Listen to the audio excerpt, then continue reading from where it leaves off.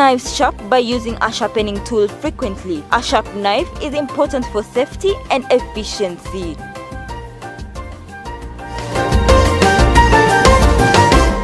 Introducing Al Huda TV mobile application. It comes packed with all our programs, loaded with features you can't afford to miss on your mobile handset. You can now keep track of your prayer timings, calculate your zakah. Your closeness to Allah is even more closer with the adhkar. Most of all, we live stream everything from the application. Go to Google Play Store to install and get the full benefit of Al Huda mobile with you everywhere you go.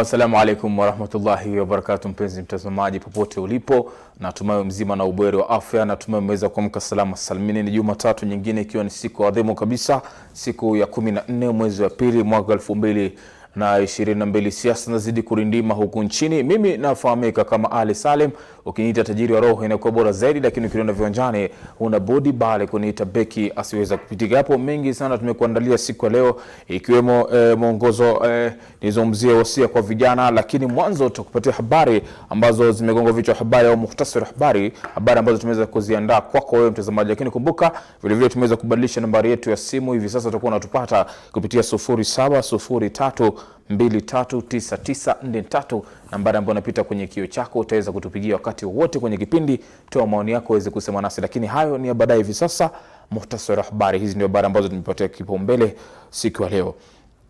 Na watu 8 wamejeruhiwa vibaya baada ya lori lililokuwa likisafirisha mitungi ya gesi kulipuka katika eneo la Mutarakwa kwenye barabara kuu ya Mai Mahiu, Nairobi. Tukio hilo pia limepelekea kuteketea kwa magari kadhaa. Katika kisa hicho, trela hilo lilihusika katika ajali mwendo wa saa 12 asubuhi na lilikuwa katika harakati ya kuliondoa barabarani mchana wakati lilipolipuka. Kwa mujibu wa shirika la St. John Ambulance Kenya, mlipuko huo uliteketeza magari 7. Maafisa wa polisi kutoka kituo cha polisi cha Mutarakwa na wazima moto walifika katika eneo hilo la tukio, lakini linalofurahisha zaidi ni kuwa hakukuwa na kifo chochote, bali ni au majeruhi pekee yake ambao waliweza kupatikana katika mkasa huo. Na kwenye habari zingine, Rais Uhuru Kenyatta sasa amesema kuwa atakuwa mtumishi wa taifa hili hata baada ya kukamilika kwa muhula wake wa pili na wa mwisho mnamo Agosti 9. Alitamka hayo huku wakosoaji wake wakidai kuwa rais ana mipango ya kurefusha mamlaka yake kwa kumtumia kinara wa ODM Raila Odinga kama rais wa kibaraka. Akizungumza katika Ikulu, kiongozi huyo wa taifa amesema kazi yake kama rais haitaisha Agosti 9 kwani lazima iendelee. Alibainisha kuwa amejitolea kwa maendeleo ya taifa na hana mipango ya kufanya siasa chafu kama wakosoaji wake wanavyodai. Na tukisalia katika masuala ya siasa, kinara ANC leader Musalia Mudavadi sasa amemtupia vijembe Rais Uhuru Kenyatta kwa kualika Ikulu zaidi ya vijana 3,000 waliokuwa wakiimba nyimbo za kumsuta naibu wa rais William Samoei Ruto. Mudavadi anadai kuwa hatua hiyo inadunisha hadhi ya Ikulu na ofisi ya rais, akisema kuwa hawajawahi kushuhudia ulimwenguni mzima ambako rais amewaalika watu katika Ikulu kumkejeli naibu wake. Kauli ya Mudavadi ilikaririwa na mwenzake wa Ford Kenya Moses Wetangula, ambaye vile vile alimtaka Rais Kenyatta kukoma kutumia mali za serikali kuendeleza siasa. Na moja kwa moja tuzame katika spoti, ambapo pambano la Gor Mahia dhidi ya Vihiga Bullets lililazimika kuhairishwa baada ya vurugu kushuhudiwa wakati wa mapumziko katika uwanja wa kimataifa wa Kasarani.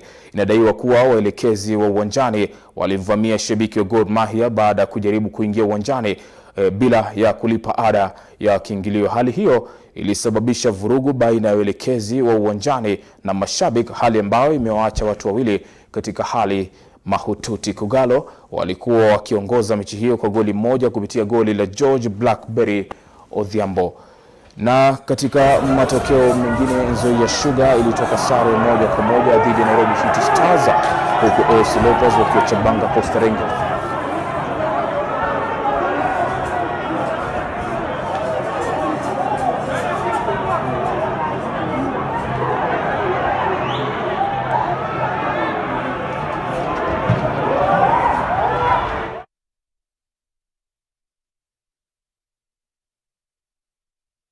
Alikuwa uwanjani na aweze kutujuza ni hatua gani wao kama Gor Mahia wanapanga kuchukua katika mashabiki au waelekezi wa uwanjani ambao wana visa kama hivyo. Na tukimalizia katika spoti, miamba soka England yani Chelsea wametoa ubingwa wa kombe la dunia kwa vilabu wa kuifunga Palmeiras ya nchini Brazil kwa magoli 2-1. Chelsea imekuwa timu ya 3 kutoka Uingereza kuchukua ubingwa wa dunia, wakiungana na Liverpool na Manchester United. Beki wa Chelsea Thiago Silva alishinda tuzo ya mchezaji bora wa michuano hiyo ya kombe la dunia kwa ngazi za vilabu, michuano ambayo mwaka huu ilifanyika katika nchi za Falme za Kiarabu katika jiji la Abu Dhabi. Chelsea hao pata bahati bwana kuweza kuinua kikombe kile cha mabingwa wa maklabu ulimwenguni. Azpilicueta nahodha huyo ndio alipata tabasamu ya kuweza kuliinua taji lile. Wacha tutaona Uingereza kama itakuwa hali itakuwa hiyo. Ndio habari hizo ambazo zimeweza kuandalia siku ya leo, lakini turudi pale katika habari za soka za humu nchini. Nur Said, salamu alaykum. Wa alaykum salam. Habari yako? Arsenal itawahi beba kombe hiyo. Tuachane na Arsenal, tuangalie na mambo ya nyumbani kwanza kabla kwenda katika rubaa za kimataifa. Ulikuwa uwanjani jana? Nilikuwa. Ulikuwa uwanjani? Kuliendaje kwa? Kwanza ile video ambayo tumeicheza ni ya haki, sio? Ali, video iko sawa kabisa. Na ilitokea vurugu wakati ambapo shabiki mmoja aliingia uwanjani bila tiketi. Kisha yule head of security wa stewards akampiga rungu bwana Ali, rungu ya kichwa. Jamaa akaanguka na kupoteza fahamu. Sasa hivi kwa hospitali anapigania maisha yake. Sasa mashabiki wengine kuona huyu anataka kumuua mwenzake, ikabidi waingilie. Sasa ile kuingilia ndio ikaleta hiyo vurugu, mshike na nini na nini. Viga Bullets wakakataa, wakasema hii hali ya security si mzuri. Video yenyewe ndio mtazamaji ambaye anacheza kwenye kio chako. Naona paka wale jamaa wanaopiga ngoma pia. Sasa huyo steward huyo aliyempiga rongo. Kwa hivyo naye pia yuko katika hali mbaya. Yeye pia yuko katika hali mbaya kwa sababu unampiga vipi binadamu rungu ya kichwa bana? Hata kama mtu amekosa tiketi ya shilingi 200, basi mfukuze tu ama umzuie kuingia uwanjani. Lakini hali ya kuwa ameruka ukuta kumaanisha anapenda sana klabu. Mtu unampiga rungu Ali, rungu bwana kwa ajili ya tiketi ya shilingi 200. Sasa hivi kwa hospitali atatumia pesa ngapi? Na hatusemi kwamba ni mzuri namna ilivyofanyika, hapana, ifai. Kwa sababu tumeregesha mashabiki uwanjani ili waende kuenjoy mpira. Lakini sasa ikiwa watapigwa, security itakuwa na Viga Bullets pia walikataa, wakasema sisi kwa vile security iko hivi, mashabiki wote wamekuja uwanjani hatuwezi cheza. Unaunga mkono Viga Bullets kwa watu wao? Naunga mkono kabisa kwa sababu wangehatarisha maisha yao. Haujui mashabiki wengine wana nia gani. Wende wengine wana nia ya kuwaumiza wale wachezaji wa Viga Bullets. Na wengine wana nia ya kuiba na kufanya vituko. Kwa hivyo Viga Bullets sioni kama walifanya makosa, lakini katika ripoti ya referee ndio tutajua kwamba kama walifanya makosa ama hawakufanya makosa, kwa sababu sisi sio waamuzi. Una muamuzi alikuwa uwanjani. Pengine lazima aliwafuata akawaambia sikizeni, mambo ni ya mashabiki kule nje, turudini uwanjani kucheza. Basi yeye atatoa ripoti yake. Lakini Ali Salim, sisi kama mashabiki wa mpira lazima tuwe makini sana, kwa sababu hawa maaskari wanaojulikana kama stewards, majority of them hawajui kazi yao pale uwanjani. Nikupe mfano moja tu wa stewards wa Uingereza. Stewards sijui anaitwaje kwa Kiswahili Ali? Sasa nimesema waelekezi wa uwanjani. Waelekezi. Sasa ukiangalia Uingereza, hawa stewards husimama pembeni wakiwaangalia nani? mafans. Ikiwa kuna jambo lolote wanawajibika, sio kuwa unasimama ukiangalia mechi wetu. Mimi nakuuliza wewe uenda uwanjani, wetu simama vipi? Wanakaa wakiangalia mechi. Kwanza wengi sana huenda mpaka huko kwa uwanja ndani kabisa, wanakaa kama majournalist wa kupiga ama wanakaa kama ball boys ball boys. Sasa hii ni kazi gani? Hawa wanafaa kutrainiwa, wajue kazi yenu ni security ya mashabiki uwanjani. Ikiwa kuna shabiki atataka kutoka kuingia uwanjani, mzuie. Si kumpiga, mzuie. Kwa sababu ni baba ya mtu bwana. Mwingine ametoka nyumbani na anataka kuja mwenyewe kuenjoy mpira, pengine hata alikuwa na mtoto wake bwana. Unampiga rungu mtu kwa hospitali. Si jambo la kufurahisha bwana. Naam. Maswali matatu. Wewe ni shabiki kindakindaki wa timu ya Gor Mahia. Maswali matatu tu. Kwanza, mimi si shabiki, mimi ni life member. Haya, wewe ni life member unavodai mwenyewe, maana ni madai hatuna uthibitisho.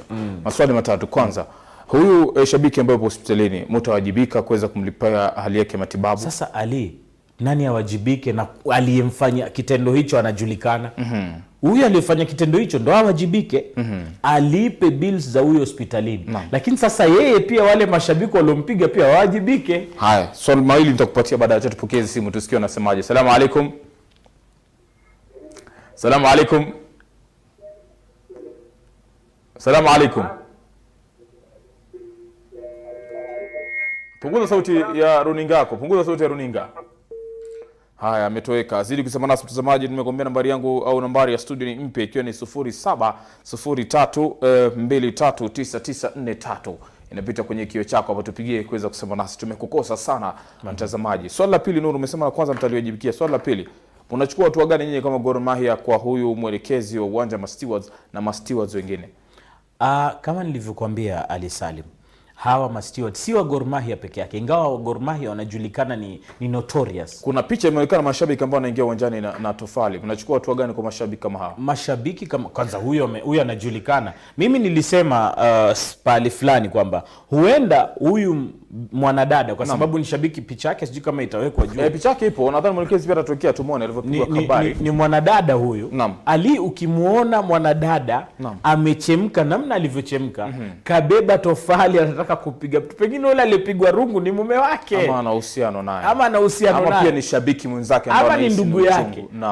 Mimi kwa mfano mimi na wewe, unaniona mimi napigwa. Wanijua vizuri, ni Nur Said, ana vituko simu hizi.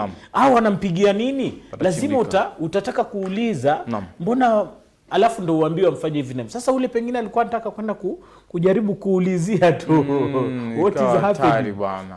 Unampigia nini? Unakwenda kuuliza kwa mbeba tofali. Sasa ndo akipata mwenye amempiga. Sala tata la mwisho, Nur Said, unatarajia maamuzi gani kutoka kwa kamati ambayo inasimamia soka la humu nchini hivi sasa? Je, tutarajie kuwa tutaona mkiendelea kucheza katika uwanja wa Kasarani, ama ndio basi mnausema bye bye uwanja wa Kasarani, bye bye uwanja wa Nyayo, mnahamia katika uwanja wa Manispaa ya Thika? Ali Salim, lazima paangaliwe sehemu zote mbili. Ndio kuna makosa ilifanyika. Mbali nazungumzia nini Said? Mbali na mkasa wa stewards na nini? Kumbuka kuna mmevunja vioo vya uwanjani pale. Nani alivunja? Mashabiki. Kwa nini? Lazima kuna sababu. Pengine hali ya stewards. Mimi nilivyoona walikuwa wanataka kumkimbiza huyu bwana hospitalini, pengine wakavunja vioo. Lakini pia kwa ukweli kabisa, lazima pachunguzwe. Lazima pachunguzwe. Huwezi make haki katika si Uislamu peke yake. Haki ni lazima iangaliwe pande zote mbili. Nini ilisababisha jambo hili likafanyika? Kitu cha kwanza, najua Kasarani haturudi tena. Hiyo ninajua. Sports Management Board hawawezi kutupatia Kasarani tena. Nyayo sina habari, lakini zote ziko under sports management. Lakini mashabiki, mimi nawauliza, ikiwa jambo kama hili limetokea, mbona uharibu? Why do you vandalize properties that will help you in other future endeavors? That is uncouth, that is dark, that is in the past. You cannot do that. Tackle issues ambazo ziko pale. Wachana na zile vitu vya uwanjani, wachana na uwanja, wachana na viti, wachana na vioo. Alimi ujiuliza, wewe mimi nimekuchokoza, Mbona uende upige dirisha yangu mawe ivunjike kio? Na mimi nimekuchokoza wewe. Sikuja uniface mimi kama najua. Mbona nikupige, acha nikupige pale utaumia kimfuko. Sitaki kuumiza kimwili. Sasa that is not fair. Lakini pia Ali, Vihiga Bullets pia lazima waulizwe maswali.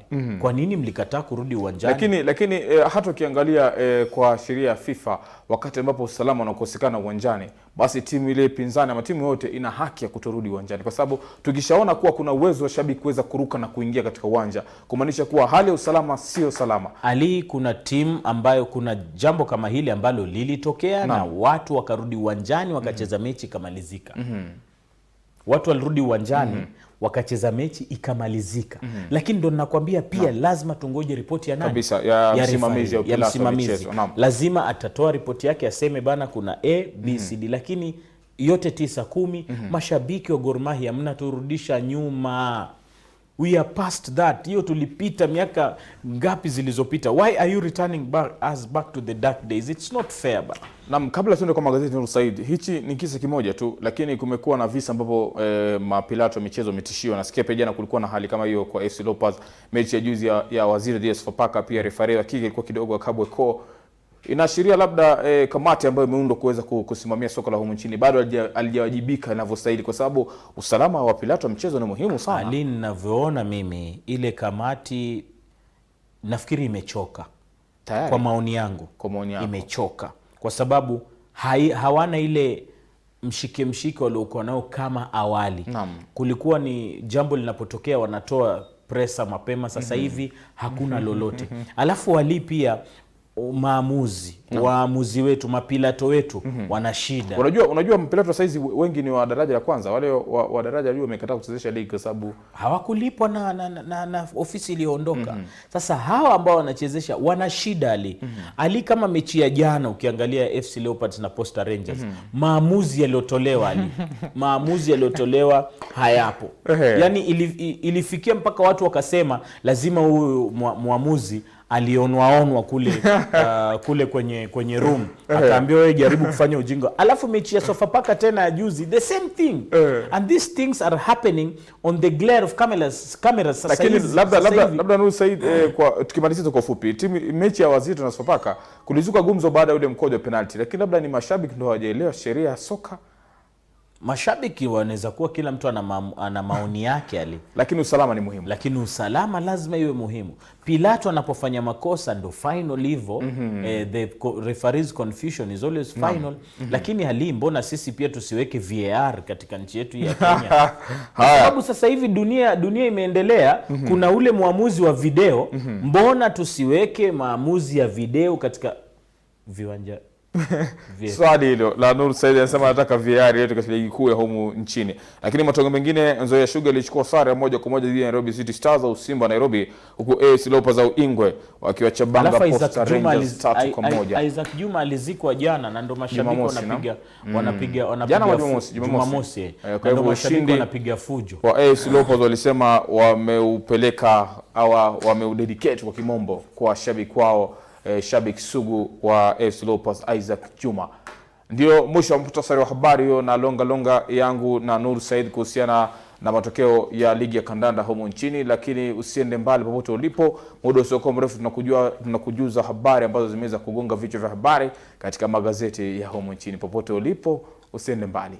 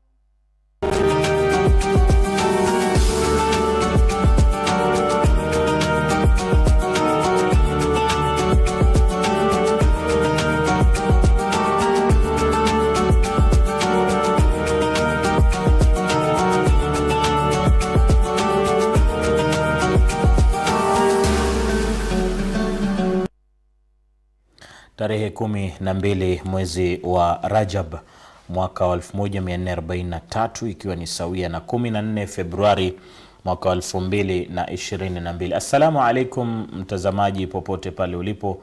Mimi naitwa Nur Said, viwanjani ni mshambuliaji aliyestaafu ama kijana wa Ololo ukipenda. Getting into the stories on our papers this morning. The Standard wanasema 6 issues voters want leaders to fix. Too many Kenyans have been denied quality education, locking them out of jobs and confining them to poverty. Voters want economy fixed, agriculture revamped and steps taken to reduce inequality. Ali Salim, no. Wewe utaingia uchaguzi mwaka huu na utakwenda kumchagua mbunge, gavana, MCA, mama mwakilishi wa kina mama pamoja na rais. Naam. Kwa maoni yako, una expect yule mtu utakayemchagua akufanyie nini? Inategemea na nafasi ambayo nimemchagulia. Kama okay, tuseme MCA. Kulingana na katiba utaangalia tu vitu ambavyo wanatarajiwa kufanya na sio kuwa itakuwa nafanya tu kwa sababu wanataka kufanya. Ama okay, acha niulize vingine. Wewe uko katika constituency ya Lang'ata. Naam. Na sasa hivi tunaona vita. Tusizungumzie Lang'ata. Lang'ata ni kwa nani? Si unaishi huko baba. Siishi huko ndugu yangu. Si uko Karen bana. Karen niko Lang'ata constituency. Usifanye watu wakanitafuta Lang'ata bure wakataka kuja kuninyonga. Sikai Lang'ata. Karen niko Lang'ata constituency. Hapana, sikai Lang'ata. Umehama? Wewe ndio umesema hiyo. Haya. Okay, tuchukulie Lang'ata. Tuachane na vita. Bora tuchukulie mfano Lang'ata. Tuachane na vita. Tuchukulie Lang'ata. Okay. Sasa hivi kuna candidates wengi ambao wamejitosa uwanjani wanataka ubunge wa sehemu ile kama vile Jalango. Kuna mwingine anaitwa sijui Nixon Korir ambaye ni mbunge wa sasa. Kuna mwingine anaitwa nani? Wako wengi tu ambao wamejitosa pale. Mtoto wa Oburu Odinga. Nafikiri Jaoko. Nafikiri Lang'ata is one of the area kuna candidates wengi sana. Wakwambia chagua mmoja. Utaangalia vigezo gani? Utaangalia kwanza kabla ya kuweza kuchaguliwa, kama anataka kuchaguliwa amefanya nini na Lang'ata. Na ana upeo gani wa kuhakikisha kuwa atatimiza mambo ambayo ameweza kusema. Ataendeleza vipi maisha ya Lang'ata, kwa sababu tunajua maisha ya Lang'ata yanavyoishi. Kwa hivyo vigezo ambavyo tutaangalia kwanza ni amefanya nini kabla ya kuwa kiongozi. Kama ni kiongozi, je, hiyo miaka 5 ambayo alikuwepo amefanya nini? Katika manifesto ambayo ametoa ameahidi kuwa atabadilisha maisha ya Lang'ata kivipi? Sio kwa kutoa hela tu, bali kwa kujengea mashule, kuhakikisha kuwa biashara zinakuwa katika mazingira mazuri, kutoa mikopo kwa wanabiashara, masuala kama hayo. Ali, watu milioni 17.2 wanaishi chini ya shilingi 3250 kila mwezi. Kwa mwezi? Kwa mwezi. Watu milioni 17.2. Hiyo ni karibia 3/4 ya population ya Kenya, kwa sababu tuko 45 million. 3/4 ama a quarter? Ushaona? Sasa yani robo ya wananchi wa Kenya wanaishi kwa chini ya 3250 kila mwezi. Hao ni wa vijijini. Idadi ya mjini ni tofauti, ambayo ni takriban milioni ngapi? Milioni 11 au wako mijini miji na wanaishi chini ya shilingi 6,000 kwa mwezi. Ushaona?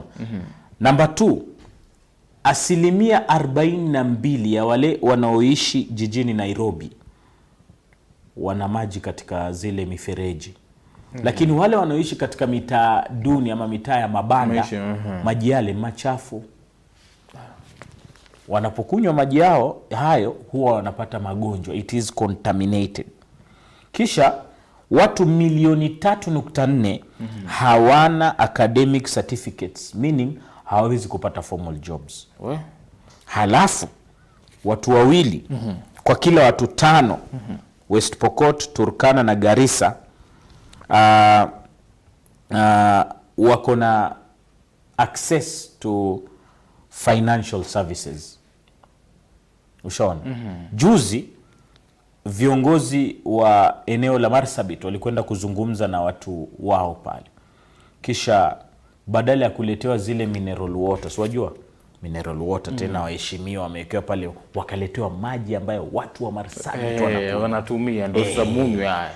Nakumbuka hicho kisa. Nakumbuka hicho kisa. Nakumbuka. Ikawa zimewekwa kwenye chupa kabisa, wanahabari wakazipata. Nakumbuka sana hicho kisa. I loved that gesture. Hiyo sio ndio nafaa. Tuishi nao kwa namna. I really loved it. Kwa sababu hii ndio vile sisi tunaishi. Je, nyinyi mnaweza? Hamna wekea mineral kwa sisi nyinyi kama tunywe maji. Wekea maji sisi tunakunywa. So akawekea hapo kunyweni. Nani alikunywa? Nani aliinywa? Kwa hivyo sisi mara mingi tunapofanya maamuzi alisalim katika nchi yetu hii ya Kenya, maamuzi mengi tunayafanya emotionally. Hatuifanyi kwa ajili tuataka nani afanye nini, nani kwa ajili ya usaidizi wa wananchi. Sisi tunafanya kwa sababu Aliwe ni mtu wangu, awacha nikupe. Ushaona? Ali kwa sababu wewe ni wetu, wacha nikupe. Ali kwa sababu wewe una senti kidogo na nini unamwaga hapa na pale, wacha nikupe. Lakini hatufanyi maamuzi kwa ajili ya kuangalia watu wengine na mujitamaa kwa jumla kwamba watafaidika vipi na viongozi ambao tunawachagua. Leo tunaweza kumweka Rais Uhuru Kenyatta tukasema kwamba tangu aingie uongozini yeye na naibu wake kuna ABCD EFG wamefanya mazuri. Na pia lazima tuweke yale ambayo si mazuri waliofanya, tunaweza tukahesabu tukayaweka pale. Sasa je, tunapokwenda kufanya maamuzi mwaka wa 2022 tutaangalia nini? Lazima tujiulize kama Wakenya. Tutaangalia gains ambazo serikali hii inayoondoka imeleta, ama tutaangalia yale mapungufu waliofaa kufanya hawakufanya, ili tuweze kufanya nini? Kufanya maamuzi kutokana na mapungufu kama haya. Kuna mambo mengi ambayo yanafaa kuangaliwa kabla ya mtu kufanya maamuzi ya kumchagua kiongozi wa aina yote. Mara nyingi sisi tukasema kwamba vijana hawapewi nafasi. Vijana hawapewi nafasi. Ali, katika bunge hili kuna vijana wangapi? Wengi sana. Wamefanya nini? Mbali na bunge, hata katika makatibu mawaziri vijana ni wengi. Lakini wamefanya nini? Kuna mmoja juzi amejitoa, amekuwa na kusimama bunge, sitamtaja jina, lakini aliulizwa katika ile comment section ya mtandao wa kijamii, aliulizwa, boss, wewe ni kijana, umepewa docket ambayo inahusisha vijana, umefanya nini unataka kwenda kuchaguliwa kama mbunge? Umefanya nini wakati umekuwa katibu waziri? And that is the question ambayo Wakenya wanafaa kuwauliza viongozi wao. I think sisi vijana pia tunapopata nafasi tunafanya viongozi wetu kutotuangalia tena vijana kuona wanaweza kusaidia, kwa sababu kama tunaingia pale sisi tunakuwa kama wazee sasa. Sisi tunapiga maluku tu na kubadilisha magari ili kuja mtaani kutambia vijana wenzako, kuonesha kwa maisha yanabadilika. Na ukiulizwa ni Mungu tu. Mungu wakati wewe ndo unakula hela za wananchi. Mungu gani wakati unakula hela? Ati ni Mungu tu. Bwana vipi? Bwana ni Mungu tu amenifikisha hapo. Na unakula hela za vijana. Wewe ni kuvaa tu upate bunduki kwa sababu wewe ni mbunge, weke kwenye kiuno basi uje uvimbie vijana wenzako. Na ile hali ulichaguliwa pale ilikuja kuboresha maisha ya vijana wenzako. Vijana walijuaje huyu kwa sababu ni kijana mwenzetu, haitakuwa kama wale wazee atakuwa anatuzungusha. Huyu ndo atakuwa ni savior anavyosema yenye kwa lugha ya Kimombo, kwa atakuja kutuboreshia sisi maisha kama vijana wenzake. Lakini wapi? Wapo kidogo wanawajibika, lakini si nani? Nipe mmoja. Tusitaje majina. Itakuwa tunapendelea mfano they are public figures. They are in the public domain. Nipe mbunge ama kiongozi kijana yoyote ambaye ameinua maisha ya vijana wenzake wakatoka katika matatizo. Sasa hivi wanasema kwamba Ali Salim alitoka nani none whatsoever bana. Tusidanganyane. Tunaambiwa kila siku vijana tunatupwa. Vijana lazima pia tuwajibike unapopewa na Rais Uhuru Kenyatta amfanya vizuri sana. Ameweka vijana wengi sana huyu Joe Musheru, kuna Nadia Ahmed, kuna vijana wengi ambao wamepewa nafasi. Katika wabunge pia hiyo serikali ya Jubilee kuna kina Charles Jagwa Kanyi, Kiarie KJ, kuna huyu kijana aliyekuwa anafanya kampeni na baiskeli. Sikizi wapi? Yupo tu. Wamefanya nini? Kwanza kula maisha. Tuko starehe. Unajua nini? Hii Al-Huda TV. Iko na bunge la starehe. Huyo mbunge wa starehe amewahi kuwafanyia nini watu wa eneo hili? There are so many questions that are supposed to be asked. Kama kuna mbunge ambaye mimi ninamrank aliweza kufanya kazi na kuwainua vijana na nini, Ken Okoth, Mungu amrehemu pale alipo. Unaona? Ken alifanya kazi, lakini kuna wale waliokuja baada yake walifanya nini? vijana bana, tusipige kelele tu kwamba vijana tunakuwa sideline na nini. We must show, when we get the opportunity to work for the people of Kenya, we must show that we are capable without any disintegration in any way whatsoever. Ali, we leo tunakupatia ubunge kwa mfano, nominated tu. Usiende pale kungangana wetu, ngangana kidogo, tumeona umeshindwa lakini tunakupa nominated. Ali, utafanya nini? Utazima simu, utabadilisha namba? Unajua wazima simu, kuna namba ya simu unafanya, mtu anapokupigia inasema ni mteja, lakini ujumbe unaingia kwa Nuru Said amejaribu kupigia. Kwa hivyo nikitaka kupigia na kupigia saa hiyo. Sio kwa simu imezimwa, ipo on, lakini Kiswahili anasema amenyonga zile calls. Amenyonga calls. Kwa hivyo ndio hali ya wabunge. Wanakuambia chukua namba yangu, lakini sasa ukinipigia niko mteja, simu imezima. Lakini nitakupigia, namba yako utaipata tu. Ndio kauli ya wabunge au mawaziri. Kwa hivyo tuseme kwamba hawezi shika simu, lakini nasikia sasa hivi wanashika. Sasa wanashika sana. Sasa hata ile mambo ya kutumia AC kwenye magari ngumu sana. Sasa hivi vyote viko chini. Kwa hivyo hata sasa hivi tunasalimiana sana. Sasa hivi atashika. Tukimpigia Jaguar tumwambie tunakutaka studio koja. Anahitaji sana. Sasa hivi anahitaji sana. Kwanza ndio mambo ya siasa yanapofika katika kama huu, basi uswaiba ni mtaani sana, anakuwa sana. Kama ni yule alikuwa amechaguliwa labda tuseme vijijini na bunge liko Nairobi, sasa hizi Nairobi sio sana. Vijijini ndio wamekita kambi sana. Sasa hizi ukienda nyumbani kila kijijini unampata, yupo tayari kuweza kuwajibikia na nini. Lakini hapo ikishafika Agosti baada ya Disemba, hapo baada ya shapishwa na nini, tunaona tena baada ya miaka 4. Kuna si vizuri kutumia mfano kama huu. Mwenyezi Mungu atanisamea. Kuna mwanamuziki mmoja ameimba wimbo akasema sisi ni wajinga. Wajinga ni sisi. Na huyo ambao namsema kwa ni mbunge hapa aliimba nyimbo akiwa kejeli sana waheshimiwa. Na sasa inadaiwa kuwa na wanasema kuwa anaishi ile nyimbo hivi sasa. Vigeugeu. Anaishi ile nyimbo. Wanasema sio sisi. Jamaa alipochapiwa chini katika nominations na Maina Kamanda. Ndio unajua thamani yake, kwa nini alikuwa analia. Mtu mzima ajibu, naomba ukiona mtu mzima analia, jua kuna jambo. Ukiona mtu mzima analia, sema nasi mtazamaji kupitia 0703239943 ndio nambari mpya ya Al Huda TV mwongozo kwa umma. Sema nasi mtazamaji, tumekukosa sana. Tueleza kiongozi wako ya sasa, mbunge wako mpaka sasa amefanya nini? Je, umefurahia utendakazi wake ama mnamuingiza mbunge mpya tena? Mnamjaribu mwingine. Maana kuna maeneo hii Kenya ambayo mbunge achaguliwi mara 2. Urudi hiyo. Kwa hiyo miaka 5 wejipange. Kwisha. Labda ile siku utakuja kupata mbunge ambaye atafanya kazi vizuri, atasalia. Alafu pia kuna mambo ya tyranny of numbers. Unakumbuka tyranny of numbers Ali? Kwamba hizi ndizo nambari ambazo zitatushindia sisi kura. Rift Valley peke yake wana milioni 5.3 wapiga kura. Western wana milioni 2.1. Nyanza wana milioni 3, Eastern wana milioni 3, Central wana milioni 3.1, Nairobi milioni 2.5 na Coast milioni 1.9. Ni Coast kupiga kura milioni 1 tu. Ama ndio wapi hao? Ndio wapi hao? Au ni wapi? Hapana, ndio wote. Ndio wote. Kwa hivyo Rift Valley wanaongoza. Rift Valley wanaongoza. Northeastern wako na 866,000. Okay. Hawachukui kura hao. Asante, hawachukui kura, wana vitambulisho. Sasa hii wakati wa kura ndio sasa kupata vitambulisho. Tulimsikia hata mbunge wao anasema sasa hivi analia mbunge wao. Sitamtaja jina, ndio analia sana apewe vitambulisho watu wao. Sasa lakini ukienda kuona maisha ya watu wake ambao wanataka wapewe vitambulisho, hata ukimuuliza wewe unataka kitambulisho au unataka chakula, atakwambia nipe chakula, kitambulisho cha kikae. Lakini wanasema kwamba na sio wanasema ni makosa kutia vitambulisho, ni sawa, lakini sio sasa tu. Wanasema huko wazendo huamua viongozi, si kura.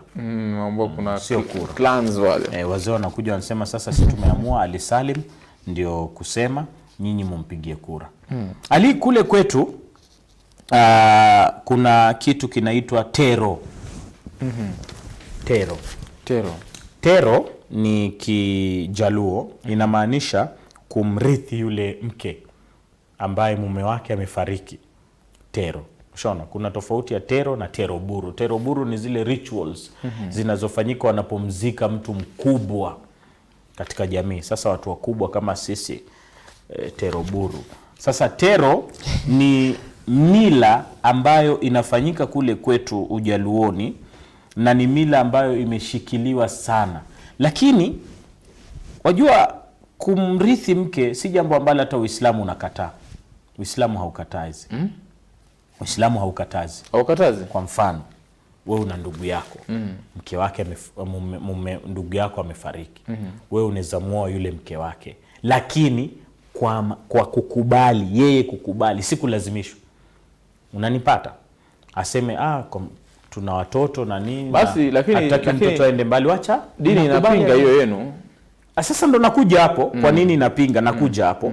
Sasa wewe akikubali Ali atakaa eda yake, akimaliza unaweza ukamuoa, hakuna shida. Bora wala watoto watakuita mjomba au baba. Yote. Si wewe ni baba, wewe ni baba yao. Wewe ni baba mkubwa. Wewe ni baba, kwa hivyo ni baba tu. Sasa huku kwetu kinachofanya sasa hii inakwenda kinyume na dini ni kwamba yule mwanamke kwanza hulazimishwa. Hana budi, ni lazima. Na inachukua kama ni hapo tu. Leo kesho kwanza kuna kitu kibaya kinafanyika. Huyu mwanamke kabla wewe umrithi, kuna mtu ambaye kazi yake ni kumuingilia yule mwanamke kwanza ati amsafishe. Anaitwa jater. Anachaguliwa na nani? Anajulikana mtaani. Ni mtu mmoja tu. Ni mtu mmoja tu. Hiyo ndio shughuli yake. Alafu yeye sasa anasafisha njia, alafu sasa ndo unatero. Hiyo mimi pia ushaona. Sasa hapa ndo inaleta ile uharamu sasa. Kwa sababu kwanza zina, alafu pili ikiwa kuna magonjwa pale HIV na nini, watu wanagawanyana bwana. Mnagawanyana, watu wengi watakufa. Na ndio maana maambukizi ya virusi vya ukimwi iko juu. Unaona? Kwa sababu watu hawathamini maisha. Kumbe ni namna hiyo. Na ikiwa mwanamke atakataa, anakuwa outcast. Atafukuzwa kwa ile boma, aende aishi maisha yake peke yake kule. Mimi nawasihi, ikiwa kweli wanataka kufanya hii jambo liwe la uhakika na la uzuri, wafuate tu namna Uislamu unavyosema. Sawa, ndugu yangu amefariki, mimi naweza mrithi mke wake, lakini kwa ridhaa yake. Sikumlazimisha wala nini. Na kikataa ndio hivyo. Ni hatari, sio? Sana hatari. Sio sawa. Kuna bwana mmoja David Kodia, huyu ni bishop wa Anglican Church of Kenya, Bondo. Anasema kwamba Ukristo pia haukatazi kurithi mwanamke ambaye mume wake amekufa. Ushaona? Lakini ifanyike kisheria ya Kikristo. Sasa sheria ya Kikristo inasemaje? Sheria ya Kikristo inasema waende kanisani, aolewe kanisani, wafunge ndoa. Kwa hivyo unaona kunaambia hata watu ambao wameendelea kimaisha bado wanafanya tabia hizi. Unafanya mchezo Alisalim. Hii ni tabia ambayo inafanywa na mtu yule hata kama ni profesa. Lakini na hakika mke ambaye amesoma anakataa na anasema ina shida, nyinyi mtenge tu. Anakataa lakini anatengwa. Haina tatizo. Kama najimudu kimaisha. Lakini unajua tena hii Kenya kama una senti nani anakutenga? Hata ukiwa na senti unajua hata mume mwenyewe anakuja sema usiwezi mtu hapa. Anakubali tu matokeo. Huyo. Kabisa. Kisha kuna magari karibu 7. Na sisemi kwa baya, lakini ni tabia ambayo sisi hapo kidogo hali yetu ya kiuchumi kwa vizuri tuna tabia hizi. Watu ambao wamefunguka na hali yao ya kiuchumi ni nzuri, sidhani kama wanafanya. Hebu rudia statement umesema. Sisi ambao hali yetu ya kiuchumi. Very good. Nyinyi. Sisi ambao hali yetu ya kiuchumi haijakita kambi ndio tuna tabia hizi. Lakini wale ambao wana fikra za maendeleo tunafanya fikra ambazo hata zieleweki. Lakini watu ambao wameendelea na kimaisha na hali yao ya kiuchumi ni nzuri, hawana mambo kama haya. Wanafikiria jinsi gani tutajiendeleza, jinsi gani watoto watakuwa na maisha bora, sio jinsi gani kuja kurithi wanawake. Wao wanarithi mashamba, watu kurithi mke. Mke ni shamba. Hamna kitu kama hicho. Hamna kitu kama hicho. Tujiangalie bwana. Wewe sasa unasikia kwa simu tusikie anasema atazamaje wetu. Asalamu alaykum. Wa alaykum salaam wa rahmatullahi wa barakatuh. Karibu sana. Unaitwaje? Tupigia simu kwa sehemu gani? Naitwa Ramadhan Otieno. Karibu sana Ramadhan Otieno. Kutoka maeneo ya Ngong. Karibu sana. Sasa hasa kulingana na mambo ya vijana hivi. Naam. Hello? Tunakusikia, endelea. Tunakusikia, upo hewani. Sisi kama vijana tunafaa kuzingatia hii mambo na uchaguzi sana hao vijana wenye wanahamia hivi. Sasa inafaa tuzingatie tumakinike sana. Unajua baadhi ya vijana huwa anakuanga mtu anakuja tu anakuambia wana influence vijana mara mara mingi idadi ya the highest population of youth huwa anatumia hizi miadarati. Sasa mtu anakuja tu ili kuwapapase, lakini baada ya kuenda huko atakaa huko na hutamuona tena, hata ukimpigia simu hata pokea simu yako. Kweli.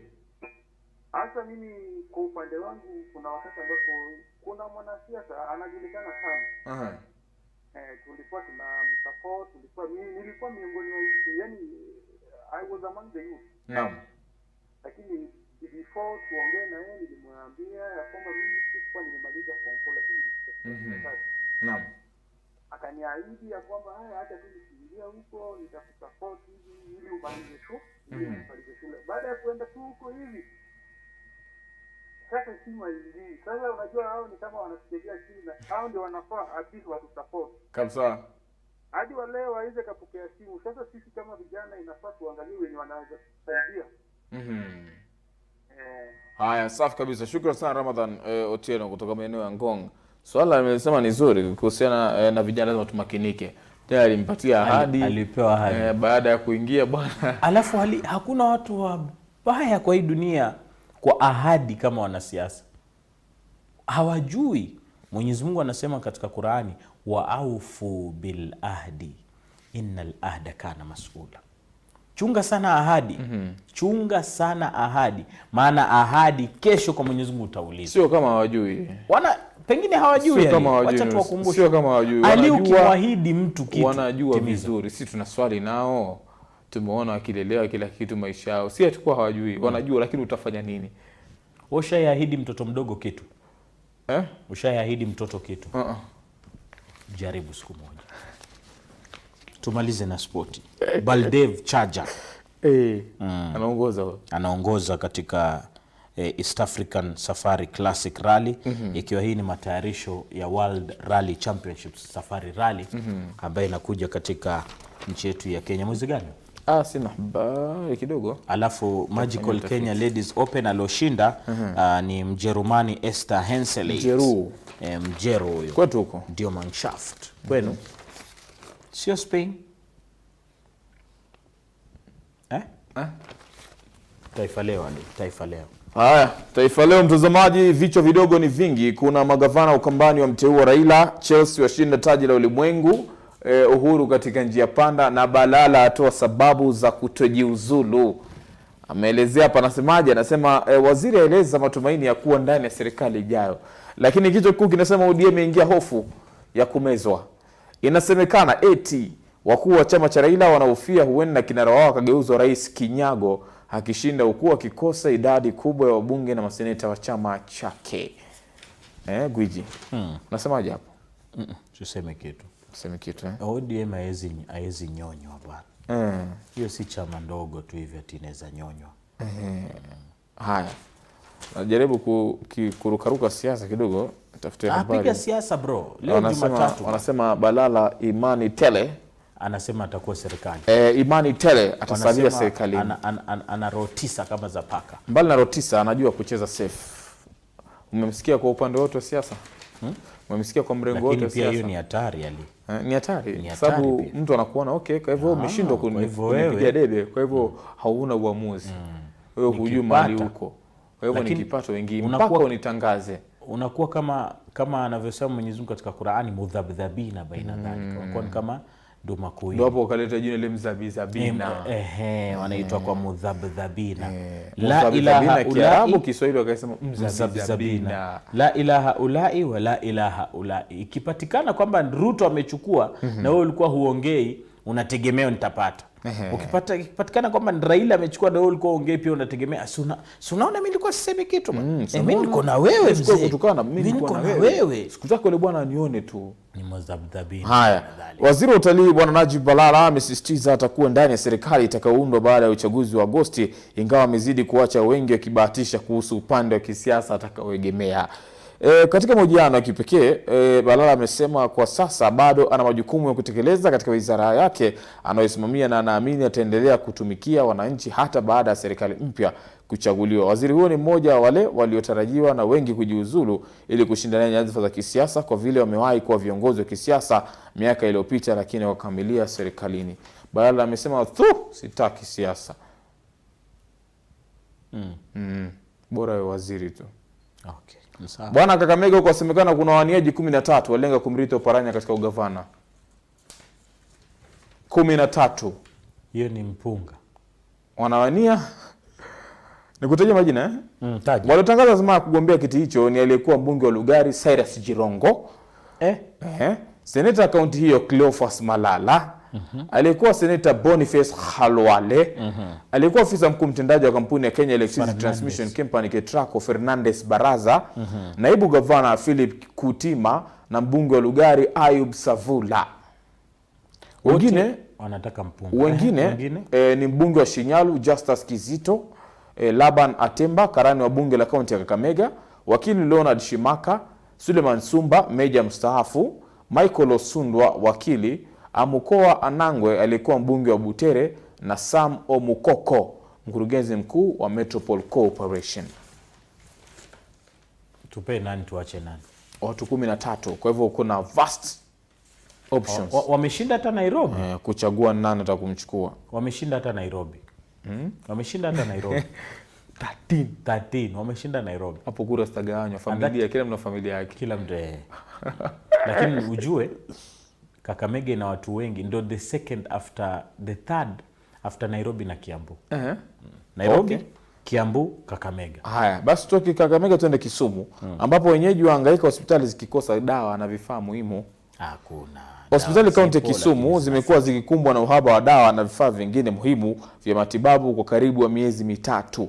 Hali ambayo imewalazimu wenyeji kutafuta namna ya kununulia wagonjwa wao dawa. Inadaiwa utaratibu mrefu kwenye ununuzi wa dawa na vifaa hivyo ndio umechangia hali hiyo. Kwenu huko unakataa? Fichwa, dawa zipo za fichwa. Unakataa kwa hiyo. Hapo CBC nasemaje ndugu yangu? CBC kidogo katika masuala ya elimu. Hii ni ya mtu tu mwenyewe maoni yake. Haya ni maoni yake haya. Wewe hiyo CBC kwanza unaionaje? Mimi sijaelewa. Sijaelewa. Sitakudanganya. Wanasema ili fail Afrika Kusini. Ni system tu kama tu British system. Lakini unajua Afrika Kusini na sisi ni werevu sana. Kati ya Afrika Kusini na sisi Kenya, Wakenya ni werevu sana. We will go tutawezana naye. Asio Wakenya ni werevu na mimi nakwambia. Afrika Kusini kidogo. Kwa sababu saizi ali tunavyozungumza. CBC ndio Magoha anasema kwamba it is there to stay. Lakini hadi kufikia sasa hatujaambiwa hawa watoto ambao wanaingia grade ya 6. Kumbuka hii 2022 kuna ndo the first grade ambao wanafaa kugraduate kwenda junior secondary. CBC ali junior secondary ni class 7, 8, 9. Grade 7, 8, 9 hiyo ni junior secondary. Then grade 10, 11, 12 ni senior secondary. Ni kama A level kitambo. Sasa hawa watoto ambao wako grade 6 saizi haijulikani mpaka kufikia sasa wakimaliza grade 6 wanakwenda wapi. Sijui kama watakuwa katika zile primary schools walizokuwa wanasomea ama kuna secondary schools ambao watakuwa wanapelekwa ama yani bado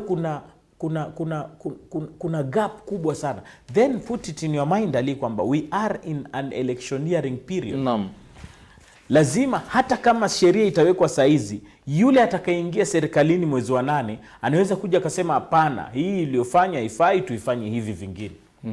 Unaona sasa kutakuwa na mshike na mvutano. Ushaona? Na alafu tena hii CBC wanasema haina examinations, ali inayo. Juzi kumekuwa na national assessment examinations tena ngumu kuliko hata hii 844. Sikudanganya. Inayo bwana.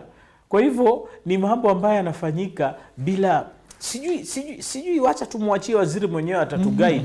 Lakini hata walimu waziri ametoa onyo kuwa wanasiasa waache kutumia CBC kama mbinu ya kujipigia debe. Hata walimu trained teachers to handle CBC junior secondary hadi kufikia sasa hatujui ni kina nani. Wewe hupo? Mimi niko junior. Okay. Mimi ni 6 kwenda chini. Siwezi sema niko junior secondary. 6 kwenda chini ndo nimetrainia hiyo. Okay. Trained teacher. Ama trained teacher acha kuniangalia hivyo. Watazamaji wakusikie. Mimi ni trained teacher, si quack. Okay. Namba yangu naweza nikakusomea. Haina haja. Labda umechukua ile Haya, Wakenya watawala ndoni za Afrika Mashariki Tanzania. Mabondia ya Kenya walifana katika mashindano ya klabu za Afrika Mashariki yaliyoandaliwa katika ukumbi wa Manyara jijini Dar es Salaam, Tanzania siku ya Jumamosi. Mashindano hayo yalivutia klabu za Tanzania, huku Kenya ikiwakilishwa na mabingwa wa ndondi nchini Kenya Police maarufu kama Chafua na BFK Select. Katika uzani wa unyoya, Samuel Jau wa BFK Select alimshinda Hashim Faume wa Tanzania, huku nahodha wa BFK Select ni Commander Okoth akimdengua Shaibu Baruti wa Tanzania katika uzani mwepesi. Unajua nilipokuwa napigana boxing, hiyo uzani ya unyoya inaitwa featherweight nilikuwa mtu wa quick fit quick fit. Tunapiga. Okay. Onyo Starlets itakufa moyo ikikosa Kabumbwe au Kono. Kocha mkuu wa Ziti kinasemekana kuwa alimbona bado anazungumzia hiyo story. Hiyo story silishaisha. Ama wewe hujaona schedule ya CAF? Mimi nilijua kwanza siku ya kwanza ile CAF walipopost nikajua hii tumeenda, lakini watu bado walikuwa na matumaini kuwa wizara itazungumza na CAF, lakini wizara imesema kitu. Tangulini wizara ikazungumza. Wizara imesema kitu. Tangulini wizara ikazungumza na CAF. Wizara imesema kitu. Lakini wizara imesema kitu. As a matter of fact in reality wizara imesema kitu. Starlets wamekosewa. Wizara imesema kitu. Bari amewakosea. Wizara imesema kitu. Bari anafaa kushikwa, awekwe katika Subaru usiku wa manane, ajulikana anapelekwa wapi, apelekwe mbali kabisa, Shimolatewa Mamanyani, pali ajui. That is bad. Hata kama uko na bad blood na soka ya Kenya, you don't do that. You don't do. Mimi ningekuwa ni rais wa nchi, a'udhu billahi, jamaa sijui angekuwa wapi. Ndio maana rais bwana. Anyway, mtazamaji, inabidi tukome hapo kwa sasa. Tutakuwa tunarejea. Leo mgeni nani? Leo tunaye bwana mzungumzaji kwa vijana ambayo ana uzoefu sana na itakuwa nasemezana na vijana wetu vile vile. Si mwingine bali ni bwana Lewis Momanyi, kwa kimombo anasema expert in youth leadership. Expert in youth leadership. Kwa hivyo tutamuuliza expert yake in youth leadership ina kwaje wa vijana wanapoingia kwenye leadership hawafanyi mambo ya maana. By the way, itabidi atueleze kuhusiana na wa vijana. Is it that we are giving the wrong youth an opportunity or a chance to lead, ama ni vipi? Kwa sababu na tutajuaje huyu kijana ni bora na huyu sio bora? Tunabadilisha kila baada ya miaka 5 na wote ni wale tu. Kwa hivyo muda usogoni tutakuwa tunakaa chini na Lewis Momanyi tuweze kumfahamu zaidi, afu tuzungumzie masuala ya uongozi na vijana. Ni maoni yake ni gani, tunakosea wapi kuhusiana na visa ambavyo tunaviona hivi sasa kwa MCA, wawakilishi wodi, makatibu, mawaziri, vijana ambao wameweza kuchaguliwa. Kwa hivyo wote ulipo usiende mbali. Kumbuka unaweza kusema nasi kupitia mtandao wa kijamii kwenye Facebook, tupo live kwenye kingamuzi cha Go TV, tupo live kwenye kingamuzi cha Azam Decoder, na vile vile unatupigia simu kupitia 0703239943. Usiende mbali.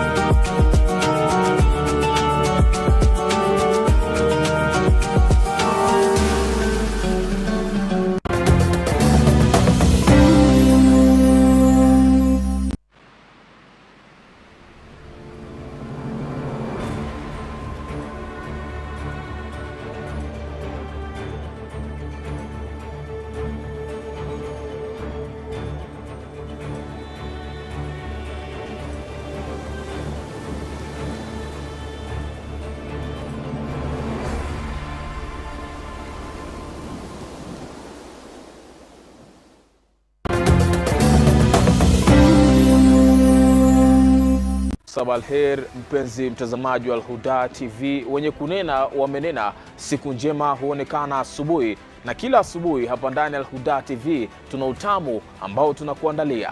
Mnawahamasisha watu wengi, mandhari tumekuandalia, na mazuri tunakupakulia kila asubuhi, Jumatatu hadi Alhamisi, na kuwaeleza umuhimu wa kuwa mzuri katika maisha. Afya ni neema kubwa kutoka kwake Mwenyezi Mungu, na afya ndio utajiri mkubwa kwetu sote. Hivyo basi ungana nami kila Jumanne ili upate fursa ya kufahamu mengi kuhusu afya njema, na kama ujuavyo you are what you eat, sitakosa kukufahamisha mengi kuhusu lishe bora. Safi kabisa, wale wa fitness hatuwawachi nyuma. Kila siku ya Jumanne ungana nami papa hapa Al Huda TV kukuletea mazoezi kwa pale pale nyumbani kwako. Mwanamke ndo uti wa mgongo katika jamii, na mwanamke mmoja akifaulu basi jamii nzima imefaulu. Ndiyo maana kila Jumatano nitawajibika kukuwezesha wewe. Hivyo basi kwa pamoja tuwezeshane. Na kila siku ya Alhamisi ungana nami katika dini na maadili, tutakuletea mashekhe tofauti tofauti. Vipi Samira? Hapo baadaye tutaingia jikoni kukuletea mapishi kila siku ya Alhamisi kuanzia saa 3 mpaka saa 4 hapa ndani ya Al Huda TV. Ungana nao timu kubwa: Madina Eid, Ali Salim, Shuaib Ali, Samira Galoro na Nuru Said. Al Huda TV, mwongozo kwa umma.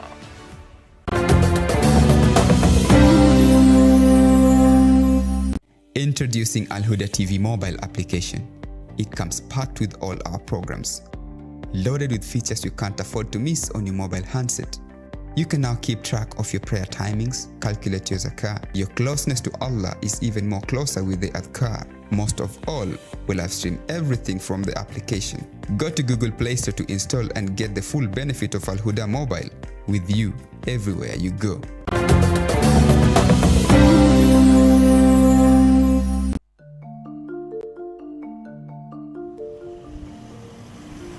Dear viewers, Assalamu alaikum wa rahmatullahi ta'ala wa barakatuh. Are you faced by any legal issue or legal challenge which you need to get some solutions? Are you facing any health matters which you need advice from a medic or a physician?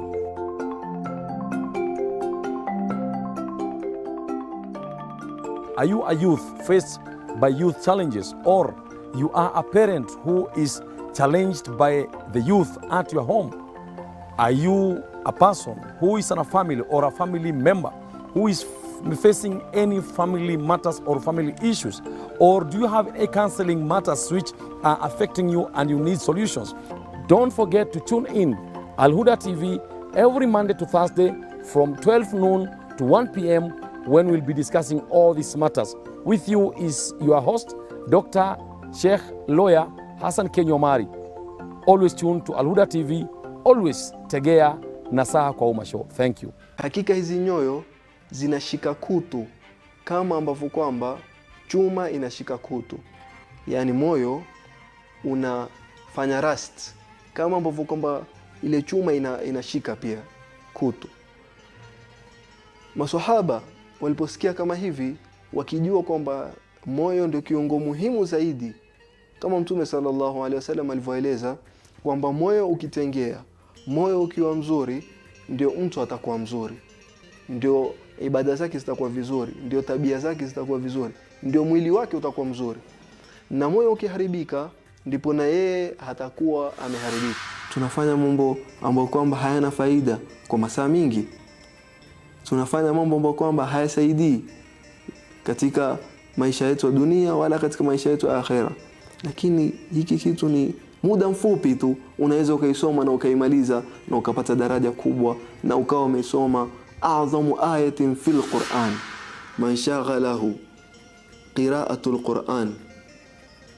Mwenyezi Mungu Subhanahu wa Ta'ala asema kwamba yule ambaye kwamba itamshughulisha yeye kusoma Qur'an, mas'alati, atashughulika kusoma Qur'ani kuliko kuniomba mimi, a'taituhu afdhala thawabi shakirin, nitampatia yeye thawabu mzuri zaidi za wale wenye daraja ya kwamba ni ashakirin, wenye kumshukuru Mwenyezi Mungu Subhanahu wa Ta'ala.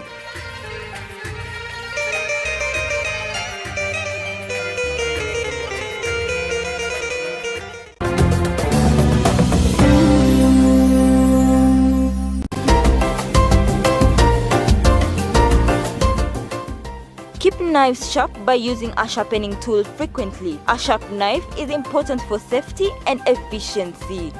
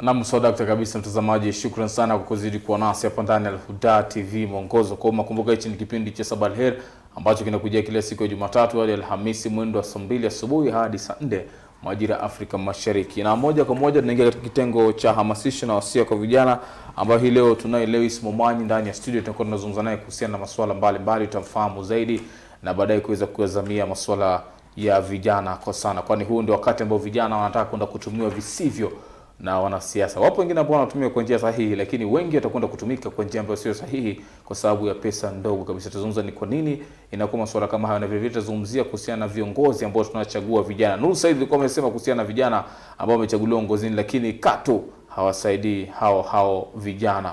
Naye Nuru Said Guji, mambo vipi? Mambo freshi. Kitengo chako hichi? Kitengo chetu. Haya, umemsikia ni kitenge chetu. Akisema chetu basi unaweza kusema nasi kupitia 0703239943 ndio nambari yetu mpya hapa Al-Huda TV mwongozo. Kama unapita kwenye kio chako unaweza kutupigia ukaweza kusema nasi. Vile vile unaweza kusema nasi kupitia mitandao ya kijamii. Kwenye Facebook tupo live, na kama nilivyoweza kuambia kwenye kingamuzi cha Go TV tupo hewani, na pia kwenye kingamuzi cha Azam tupo hewani. Kama wewe ni mzazi unawaza ni karia gani unataka mwanao afanye, basi pia Lewis mmoja kati ya shauri ambao wanashauri vijana kwa taaluma ambazo tutakwenda kuzamia. Kuna wengi wa sisi vijana tumezamia taaluma ambazo baadaye tunafika katikati tunaona la, hii sio taaluma yangu, na kwenda kuhama na kuingia katika taaluma nyingine. Labda umetumia fedha nyingi, kwa hivyo unapokuwa na Lewis anakuonyesha njia sahihi kabisa na njia gani ambayo unakwenda nayo. Nuru Said, najua ilikuwa ndoto yako kabisa kwa mwalimu. Kabisa. Mimi nashukuru Mungu Ali. Kwanza kile nilichokuwa nataka Mwenyezi Mungu alinipa zote. Alhamdulillah. Mimi alhamdulillah niliazimia kuwa mwalimu. Nilipokuwa primary. Nilipofika secondary kuwa mwalimu. Nilipofika secondary kuna mwalimu wangu mmoja wa Kiswahili anaitwa Bwana Tom Shivashi. Akaniambia, bwana wewe utakuwa mwanahabari wewe. Hiyo walimu achana naye. Wallahi sikudanganya. Form 1. Kwa sababu ilikuwa zile comprehension reading mimi ndo nazisoma. Wachana na walimu wanahabari. Ushaona? Sasa akanipa walimu, akanipa na wanahabari, akanipa na uimamu. Ni nini nyingine tena unataka? Mashaallah. Na soka ilikuwa bahati mbaya. Soka ilikuwa ni ndoto ambayo no. Ingekuwa kweli basi soka kwa vizuri. Pia mkufunzi wako angekushika mkono kama mwalimu wako Toma, kwa basi wewe utakuwa mwana soka. Kama huko soka ni kwanza kabisa babangu, Mungu amrehemu, marehemu Talib Abdo. Alikuwa ni mwana soka anayejulikana sana na alikuwa anapiga right back number 2. Anakaba. Number 2. Sasa mimi nilipoanza kupiga soka nilianza na goalkeeper. Nishaelewa ni kwa nini ulikuwa goalkeeper. Nikatoka goalkeeper nikaingia namba 7 bro. Sasa ile line ya Buda mimi niko namba mbele yake. Alafu mbele yake hiyo namba mwenye anacheza nyuma yangu babake alikuwa anacheza mbele ya baba. Wewe mlibadilishana. Tulibadilishana. Alafu sasa ndoto ilizimwa aje, mbona uniulize? Ilizimwa aje? Nikaenda trials Sony Sugar. Nikaambiwa juggle from goal to goal. Ya kushinda bwana. Pole bwana.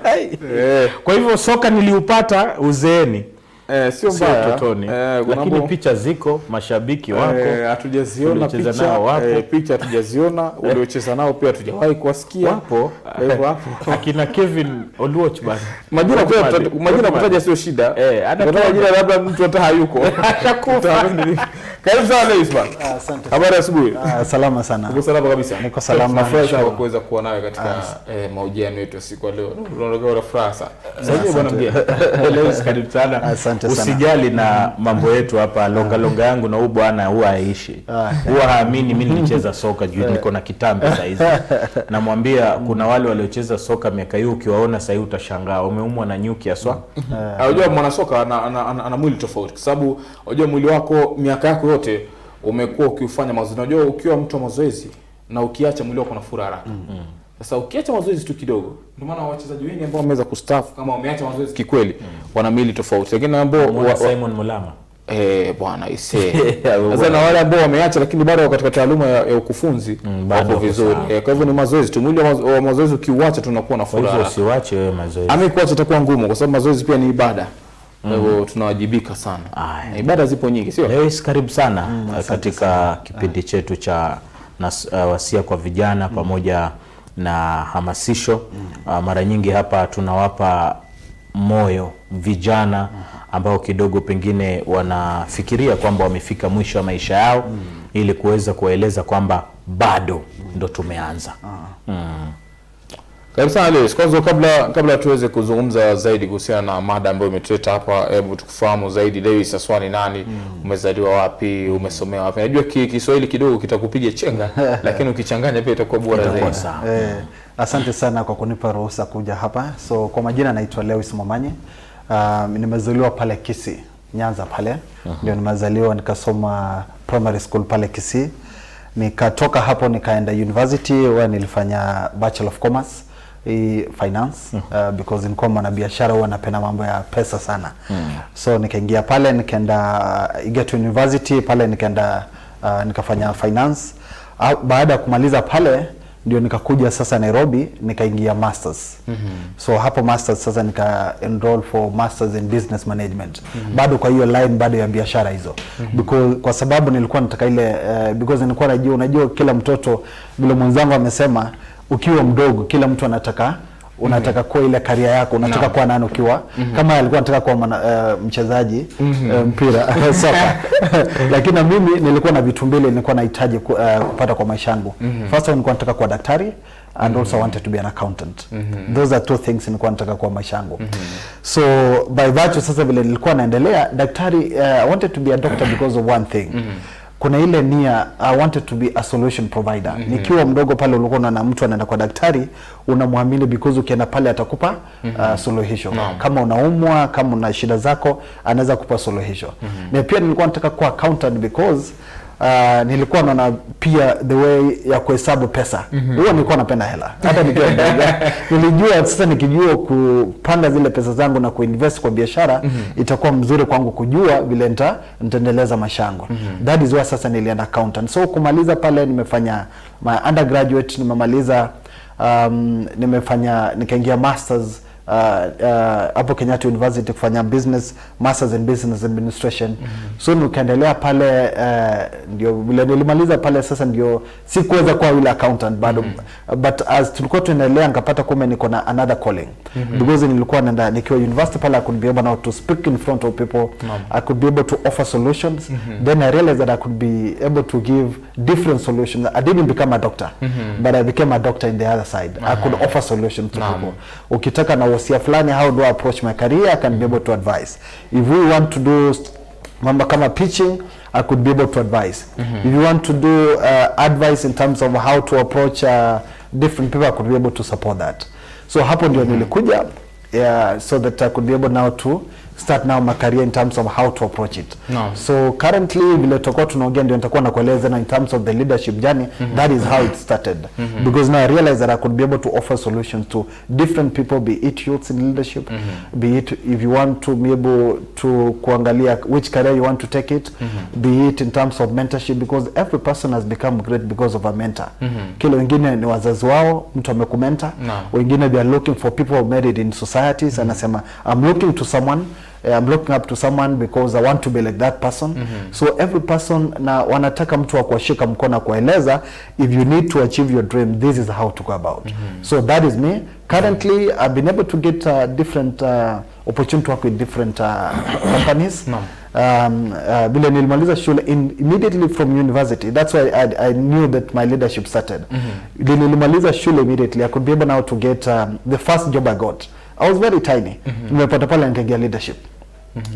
Unaingia pale because after masters? No. After university bachelor's, nimeingia one of the banks. Bila nimeingia kwa bank, I was very young with no experience. So ukaingia pale nikapewa, you're supposed now to lead like around 10 people at ourselves. Others are older than you. You don't have experience that. So hata unajua nienda pale interview, watu walikuwa they had called for applications. They want a team leader cells. So mimi I didn't have experience. Then I said, what do I lose? Let me just apply. I'll get experience. Then when I went there, wakaniuliza, how come you apply this position? First of all, una experience, una chochote, hujajua banking na unataka hii position. Me, what I told them is, I told them that in university I was a leader. So nikiwa leader, A leader does, you don't really need to know about the products. You only need to give direction. So naambia kama nimekuwa leader, hapa si lazima nijue hizi mnauza nini na nini. As long as I can offer leadership, I tell my team this is what to do, this is how you approach the market, even to tunafanya reporting, they can be able to do that. Then they saw that we need to give this guy a chance. Wakanipa chance pale kwa kama team leader.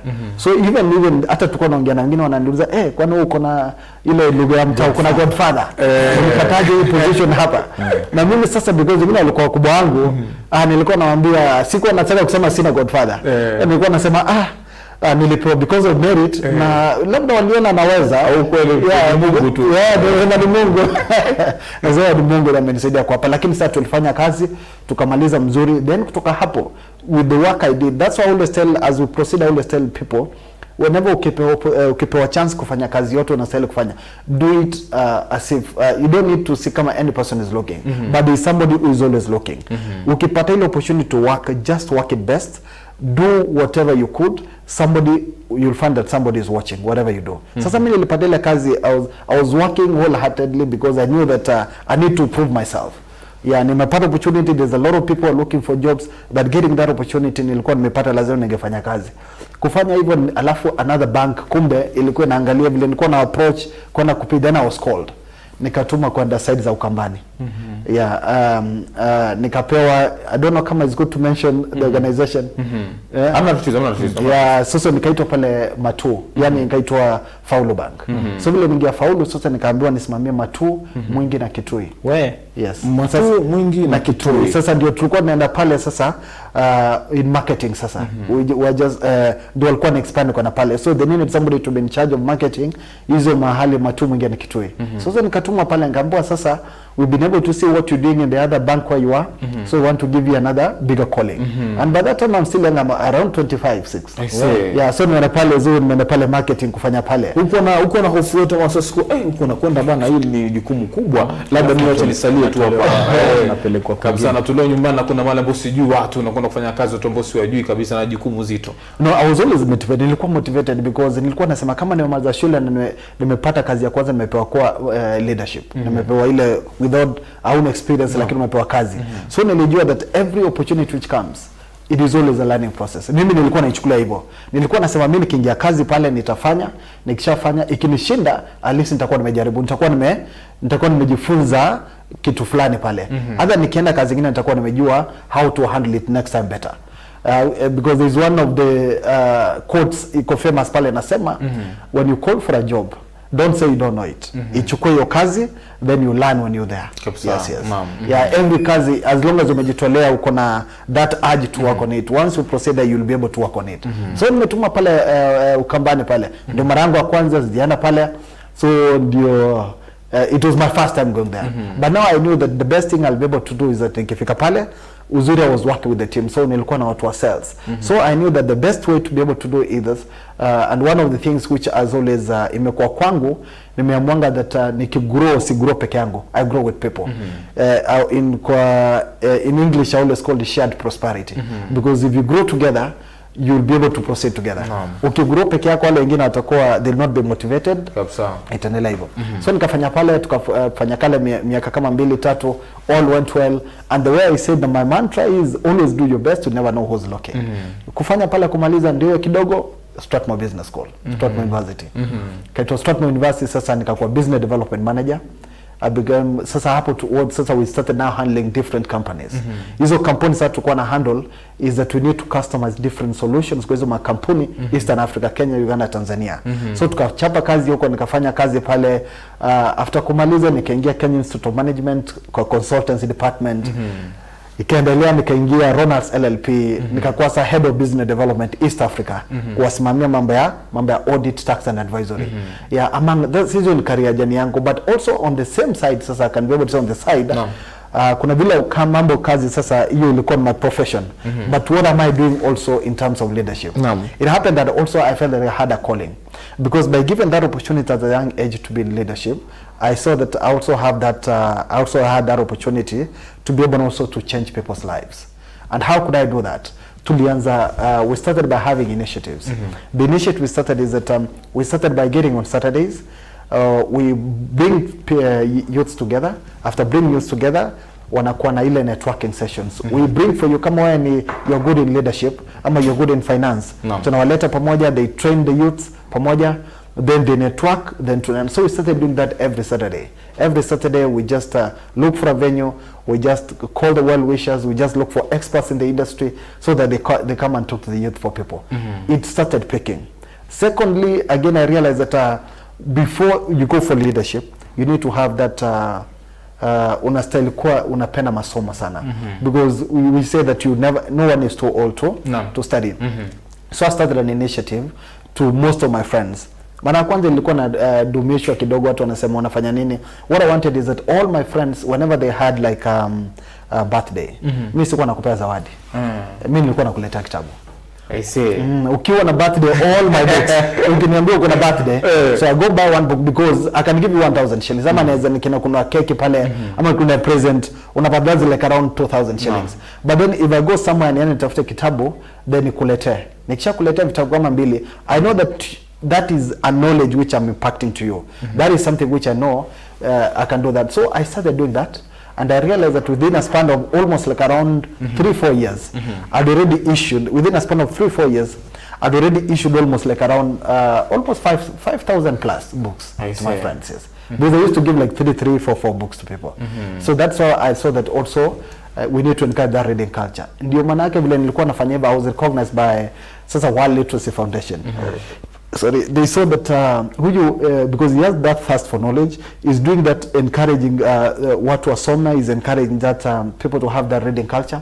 Then I applied. There was that program which they had, that they wanted ambassadors from different countries so they can be able to promote their aspect of the reading culture. Nika apply pale. People applied from all over the world. Then I was very nikakuwa mzuri. Sasa after I did apply for some time, then I got feedback that I've been selected from Kenya. To join that program. First of all, they had a program. That program ulikuwa naenda na train for 2 months. Once you're being trained, so that now you become an ambassador in that country. So out of the 9,000 plus which applied, and I was successful now to be able to join.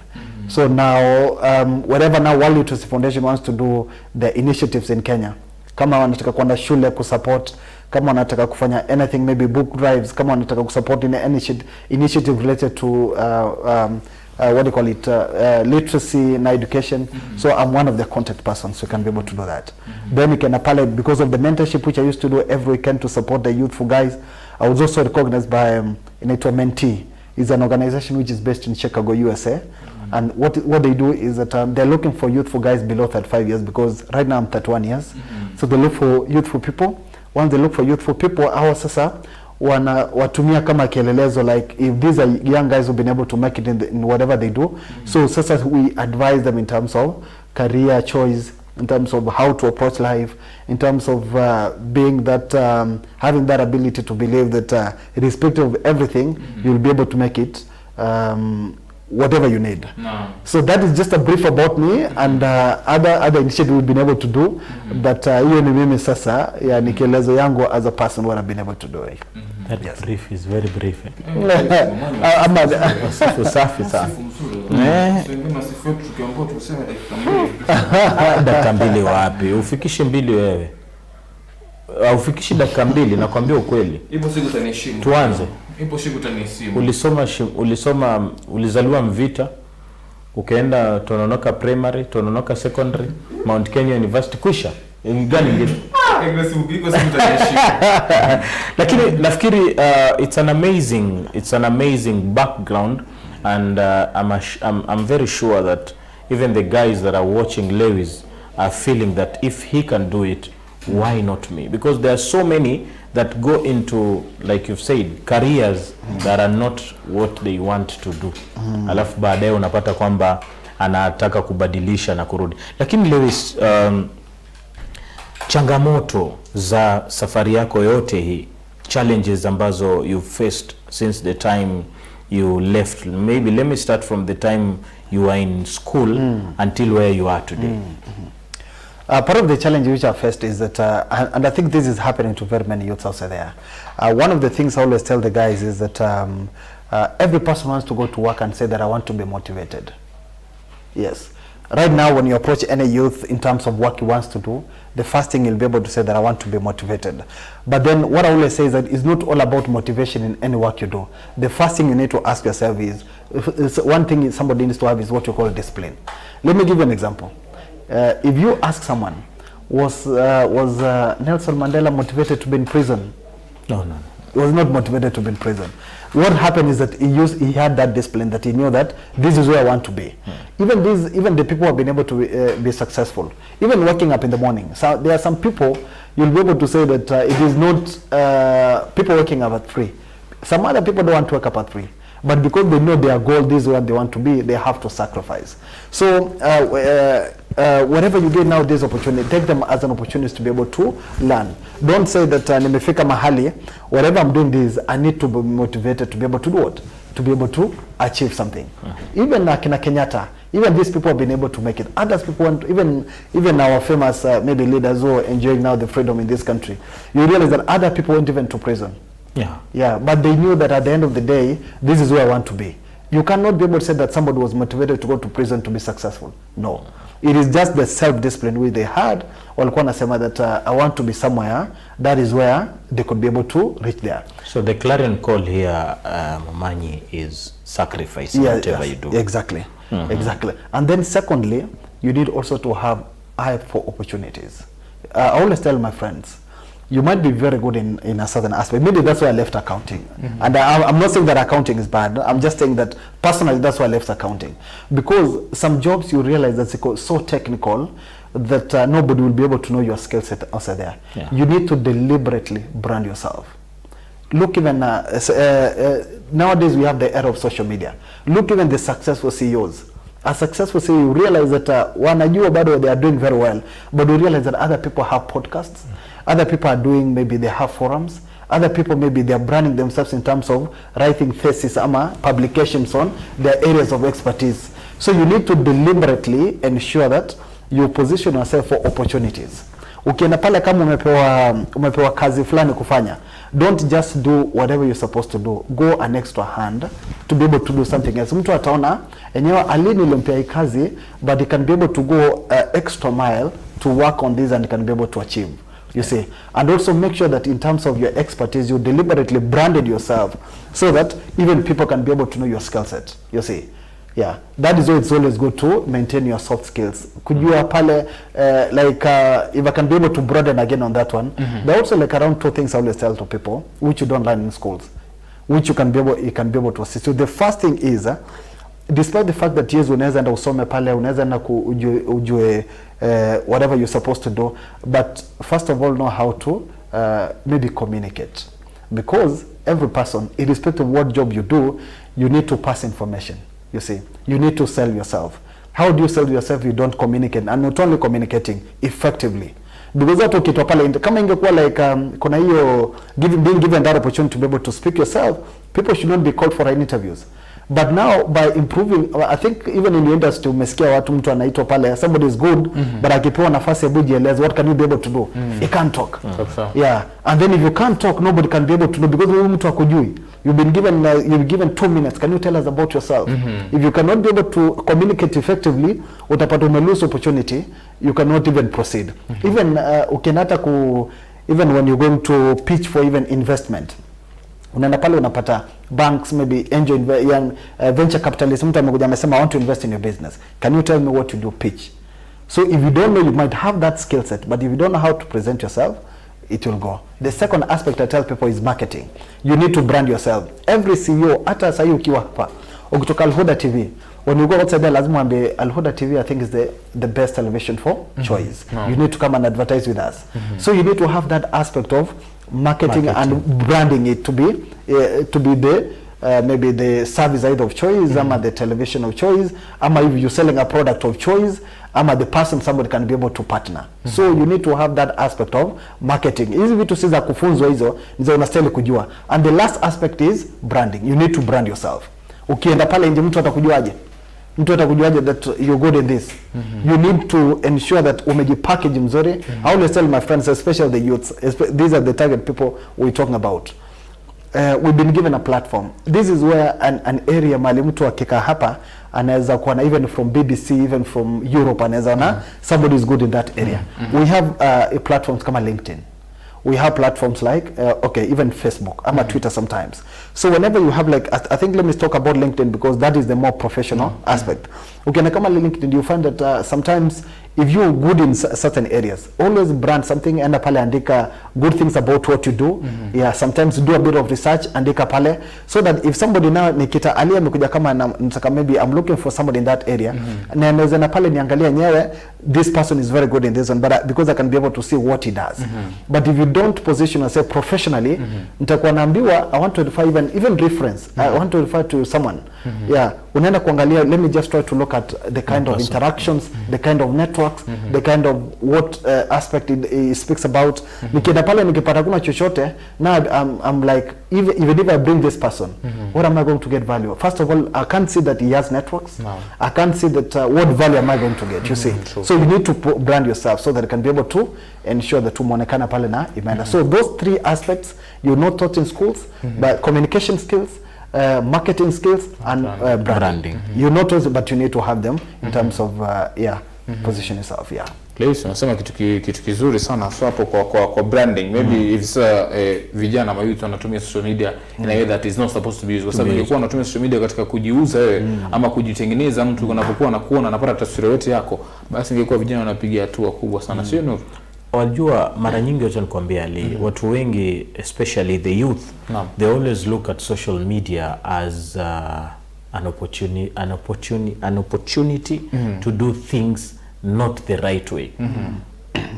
Social media is an opportunity to do things the right way. Just like Lewis amesema, brand yourself. Let someone look at your profile and call you.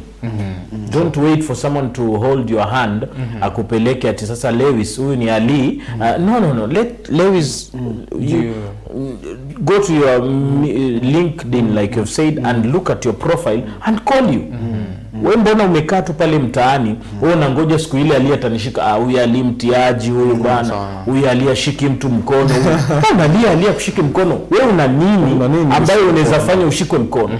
Unaona? Sasa hizi ndio vitu Lewis anajaribu kufafanua hapa, na vijana ikiwa wataelewa, watahamasika, basi watakwenda kujipackage, watakwenda kujibrand, watakwenda kujifanyia marketing wenyewe vizuri, mpaka mtu mwenyewe atakutafuta. Ali, watu hutafutwa ba. Si mchezo. Leo nilikuwa napitia gazeti moja asubuhi ambalo ni People's Daily ya unapewa wakati uko njiani kwenye magari, sio? Wenye magari. Sasa nilipokuwa nafungua nikamwona binti mmoja ambaye huyu binti tulimtrain drama shuleni. Drama festivals. Sasa hivi ndio brand ambassador wa Samsung. Hapana. Na si ati nini ama nini, kwa ajili gani? Kwa ajili ya acting skills zake. Aliona huyu atatusaidia. Sasa mbona wewe usifanye kitu, just do something extraordinary that Lewis will see you and come for you. By the way, I like the way you brand yourself. Thank you so much. Unajua uzuri ndio sasa kuna wakati ananipa heshima yangu. Kuna wakati anaamua kunipa heshima na kuna wakati anaamua kunibomoa. Lakini thanks sana. Shukrani sana. Na Lewis, umesema kuwa unapeana pia ushauri kwa career choice na nini? Swali langu kuu ni kuwa unapopeana ushauri wa kuhusiana na career, unaangalia nini kujua labda huyu basi akienda upande huo ndio itakuwa bora zaidi ama huyu? Unajua wengi wa vijana hivi sasa licha ya kuwa una uwezo kujichagua kitu unachofanya, lakini kuna shinikizo wa uzazi pia. Kuna uzazi na kuna euphoria. Ukifanya labda haiko sana sokoni, fanya hii, na labda nafsi yako haiko kabisa katika kile kitu unafanya. Kuna wengi nasema hivyo kwa sababu gani? Wapo wengi ambao wamekwenda katika vyuo vikuu universities, wamesoma miaka miwili kwa course fulani, lakini unaona hii course mbona kama sioni kama najielewa, anatoka na hama. Kumbuka miaka miwili tayari ameweza kuharibu. Kwa hivyo unapokuwa unapewa na ushauri, unaangalia vigezo gani kujua huyu ni bora akifanya hapa, huyu ni bora akielekea mkondo huu, huyu ni bora akifanya hivi. Na pia market course yenyewe. Nikimwambia huyu aende journalism, kweli atapata ama pengine hiyo market iko flooded, hawezi pata kitu. Na unahitaji nini unapokuwa katika soko kama hilo kujieleza? Kama vile umesema kwenye account ni kitu ambacho kipo, kimekuepo na watu wanazidi kufanya, lakini unahitaji nini hasa kuwa tofauti na wengine mbali na branding na marketing na communication? First of all, acha niongea Kiingereza. First of all, what I think is that what I always speak to a lot of people is it is just my case. Because in my case, when you try to look at my career trajectory, I did a Bachelor of Commerce Accounting option. Then I went there, then I did my Masters in Finance. But when you try to look at my career, I have not done anything related to accounting. Because from all banking, nilingia business development. I've worked there. I went to institutions where I decided to do also customization of different programs. So I've been doing business development. So one thing I always tell these guys, especially when you're looking for your career, is that you need to follow your passion. Because if you are passionate about a certain area, you'll go an extra mile. You'll want to be a bit creative, because this is something you're passionate about doing. Because if you just go in an area which you're not passionate about, you'll be doing based on your key deliverables. Utakuwa unajua that I'm supposed to do this and this and this, so this is what I'm supposed to do by end of day. But if you're passionate about a certain area, you'll want to make it better. You'll want to go an extra mile to be able to shine. So the first thing I always tell when I'm engaging these youths and we're having a conversation in terms of career choice, I'll be able to ask them, whatever you're doing currently, first of all, if you're already there, are you passionate about that? If the person is not passionate about that, what I always say is that I'll not advise them to be able to drop down. But in terms of your career, let's say that you're doing your undergraduate, there are very many professional programs you can be able to do on the other line. Like for example, let's say kama ulikuwa umeingia accounting sasa ile kufanya, and then you realize you're not passionate about that. So what you can be able to do is that ukimaliza na unataka kuingia kama ni marketing umwana, that's where your passion is, you can be able to go there. Kuna hizo short courses, maybe ya mambo ya biashara, business management, you can be able to do that and you can be able to change your career on that one. Because if you become kwanza ukisoma ile accounting, there is also some ujuzi fulani unaweza pata. Uweze sema that uweze tumia kabisa, because you learn about money management. But then in terms of your career, you can be able to, it's never too late to be able to change that. Even journalism. There's a lot of people who never studied journalism. Yeah, so even on media, kuna wengine sana unapata mtu alienda akasema pale business management, but because of alikuwa na career maybe prowess, it could be able to be very articulate, you could be able to do a lot of research, you could be able maybe to have personality in terms of presentation on media. It was given that opportunity. So I always say that yes, if kama umechagua hiyo course, umechagua na umeendelea, you can be able to finalize on it, but once you finish, you can be able to do these professional courses to align in terms of what you want to do. I know even I've been in banking sector. Kuna watu hata walimu walisoma walimu, lakini ako pale kwa teller. It doesn't resonate completely. Yeah, if you give an opportunity na uwana pale you're passionate about that one, do it fully. But don't go to a course which, if you have not chosen, don't go to a course which is not passionate. Shida inakuwa shida ngumu inakuwa ni wazazi. And which I want to urge a lot of parents. I think, but what I'm saying is that currently we're changing. We're starting to become westernized kidogo. Unajua kitambo ile kuanga kila mtoto hata mtoto akiwa mdogo sahi, nataka kuwa daktari, want to be a pilot, you want to be an engineer, you want to be a lawyer, you see. Mtoto akikuja sahi asema mimi I want to be a musician. Tusimwangalia vizuri, tutampoteza. Au mtoto akiamua sasa asema mimi nataka kuwa maybe mwanariadha. Naambia, is that a course? Is that a career? No, football. So, yeah, Wao walikuwa wanachapa tu. Ombocho njoo. Yes. Kana upo serious na maisha. Yeah, right now I want to nilienda Kasarani pale. I realized that kuna sahi kuna even football academy. Even in the country where serious ones, even young guys say wame-enroll wengine pale. They're being trained how to be able to easy life skills, communicating. Because they know that if they go different places, they are being taught about maybe languages, maybe German, French. Yeah, because they might be called somewhere life skills interactions. They are not being trained about how to study maybe accounting ama nini. So ukiangalia, that is a step forward we're heading. So angalia mtoto wako, just look, because basically most of them wanaweza wana wakiwa primary. Where are they passionate about? By the time anamaliza maybe class 8, ile lower primary, you'll be able to see where the passion is. Then now ensure that mchukue pale mali yako passionate, that's why you can be able to improve further. So what I always tell them, if you already enroll, it is never too late to be able to change. Just follow your passion. Ukimaliza kama ni is a course you enroll which you're not passionate about, you can always diverge later on by doing the professional course, these short courses. Is CBC going to help this sickness? Now, I think for me, if you ask me personally, that is the best approach we ever, that's my personal thing. Because with CBC, first CBC, mimi ni mzazi. Yeah, CBC, first of all, imenileta karibu na mtoto wangu. Because the first thing nowadays, wakienda pale shule, they are doing, wanaambiwa ukienda pale nyumbani and usaidiwe hii. They are doing some practical things. Akikuja pale ananiambia tuliambiwa hii tufanye hii. Nafanya aje? So the first thing is that uzuri wa CBC is that it has brought parents closer to their kids. That's true. Yeah, because sasa hiyo huwezi sema ni mambo ya mwalimu. Sasa you have to be keenly involved. Unafanya aje hii, what is the progress, because lazima umsaidie, lazima ununue vitu fulani msaidie kutengeneza achukue shuleni. So it has brought that bond. Then secondly, CBC has really assisted in terms of bringing out the best in kids. From there now you can be able to see huyu mtoto ako passionate hapa, this is where the strength is. Si maso, unajua kitambo ilikuwa especially primary school walikuwa nafunzwa pale kila kitu akienda pale yeye is reading towards ni kwa number 1 2 3 akisoma pale akianguka na kuja unasema mtoto wako is a failure. But with CBC you can realize that mtoto is not very good in masomo hapa but is also very good in these other areas. So can I be able to nurture unaweza ona where the strengths and weakness of your kid is, so that you can be able now to know which are some of the places now you can be able to nurture your kid and then you promote that on. So I think CBC for me I think is one of the best in terms of, especially for ER childhood, because it is bringing parents more closer to their kids and then secondly it's bringing out the best in our kids. Yes. Yeah. Kweli kabisa. Maana nyumbani sana karibu na watoto CBC Ali inagawanywa, kuna sport science, kuna sciences, kuna humanities. Saizi university zetu za Sayenda, muuliza hata Laisa atakwambia. Utapata wanafunzi wengi wako kwa hizi arts subjects, humanities. Wachache sana wako kwa sciences. Lakini CBC itakuwa wengi wanakwenda sciences, wachache wanakwenda kwa talent. Academies zinafunguliwa. But all in all ni idea ambayo ikifanywa kazi vizuri itakuwa iko sawa, itakuwa manufaa. Na mlezi ninachomfurahisha ni kuwa unaamini sana na kutoka kwa sehemu ambayo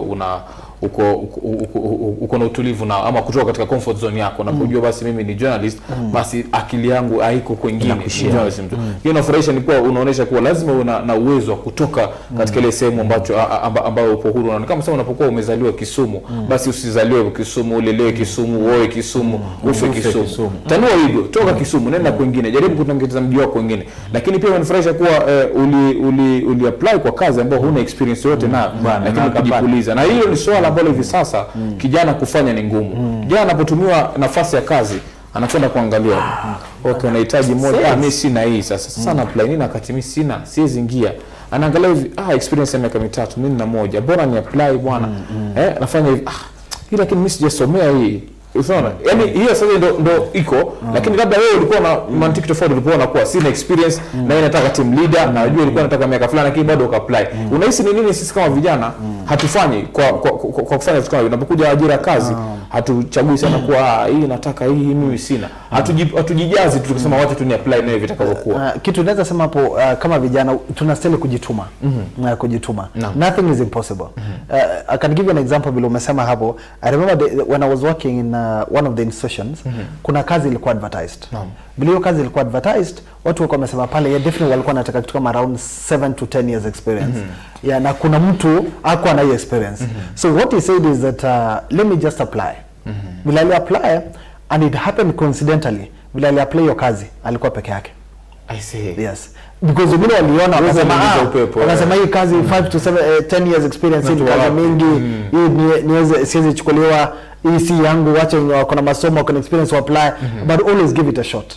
Because what I can tell you is that most employers right now, they are not looking sana ile mambo ya experience. Wanaangalia experience kidogo, but wanaangalia somebody who is willing to learn. Yeah, because ukichukuliwa pale you might unaweza kumefanya in a certain company, but when you go to another company, every company has its own way of doing things. So despite the fact that ulifanya kwingine, when you come to this company you have to be trained how the culture, how wanafanya vitu aje. So if you're a person who is willing to learn, you might not have that experience, but that ability that you're flexible, unataka kusoma, you have that ability to, you can be given that opportunity. But ile kusema that this is not me, this is not my area, I cannot be able to get it, you might not be able to, hiyo itakuwa ngumu sana. So the best thing is that whenever you get that opportunity, go there, present yourself, If you don't have the necessary skills, just say that mimi najua mnataka kama 7 years experience.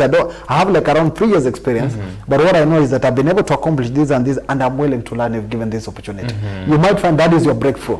Don't always fear that that one will be difficult.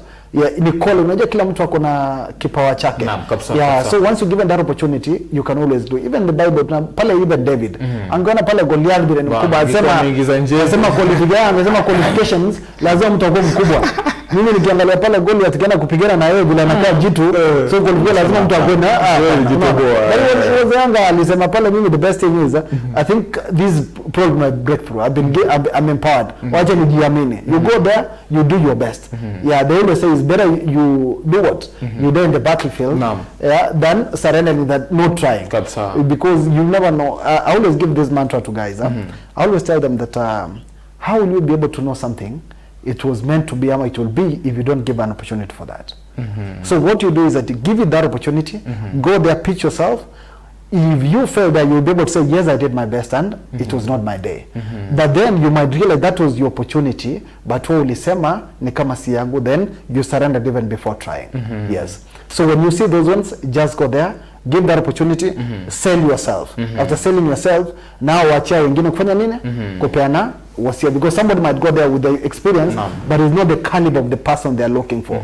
Yes. And lastly, before even we finalize, there's something aspect I wanted also to tell the youths, especially the order of that I want to go back to the issue we spoke about branding.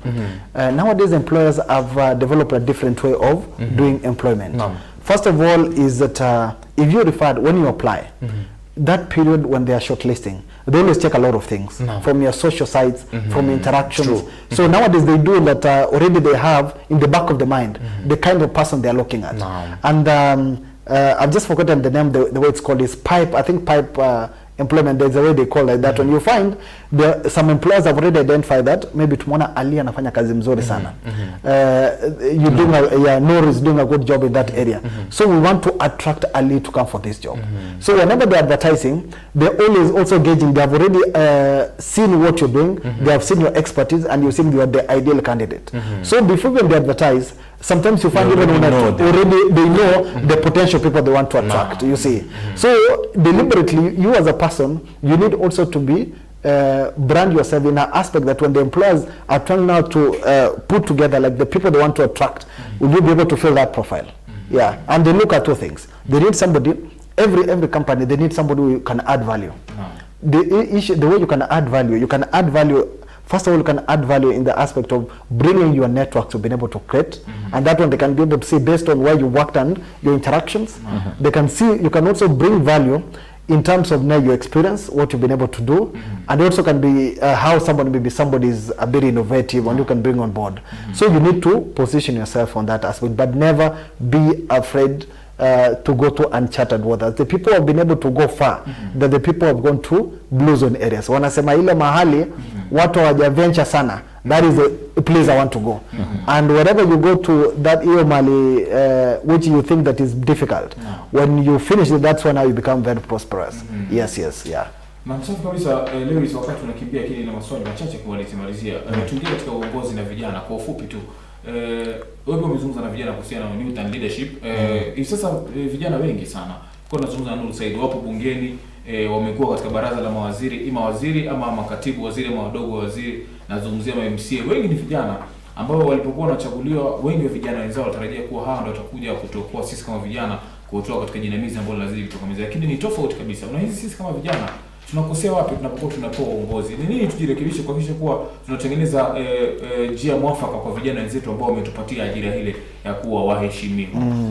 I think probably thank you for that. The way I can be able to answer it is that I think we have a different perspective towards the leadership. I think a leader is supposed to create policies, a conducive environment, ya sisi kujikuza in whatever we do. I think youths wengi mali tunakosea is that we expect that when leaders are being chosen, we expect wakuje wa empower biashara zetu. But it's not supposed to be that one. Mtu anasema somebody has been chosen to a CIS position, cabinet secretary position. That person is not supposed to come and wewe mwenyewe akufanya mimi akupe pesa ama akufungulie biashara. Yeah, so you find that our expectation is mtu akienda pale labda maybe akupe tenda kwa vijana, maybe akuje kwa biashara zako, but in most circumstances those guys are supposed to create conducive environment, unaona, kwa maybe policies zinazosaidia maybe ku access funds, zinazosaidia nini. So I think there's a lot of expectation which is always needed in term. So what I can say is that as youth, what we need to do is before you being assisted, you need to come up with a creative idea. If you find that somebody is in a certain position, let's say somebody is a CIS in a certain position, what you need to ensure is do you have any creative idea? Do you have any creative business? Once you have that creative business or that creative idea, you'll now be able to approach that leader you've been able to choose to be able to see how you can be able to support you in that one. It can be able to support you like in terms of the opening up in terms of networks the people want to approach, or in terms of maybe a bit of some funding. But if you don't have, let's say, a business, if you don't have any creative idea, I think it will be you will be assisted, because hapo tutakuwa tunasema ile alichaguliwa lakini hajanisaidia.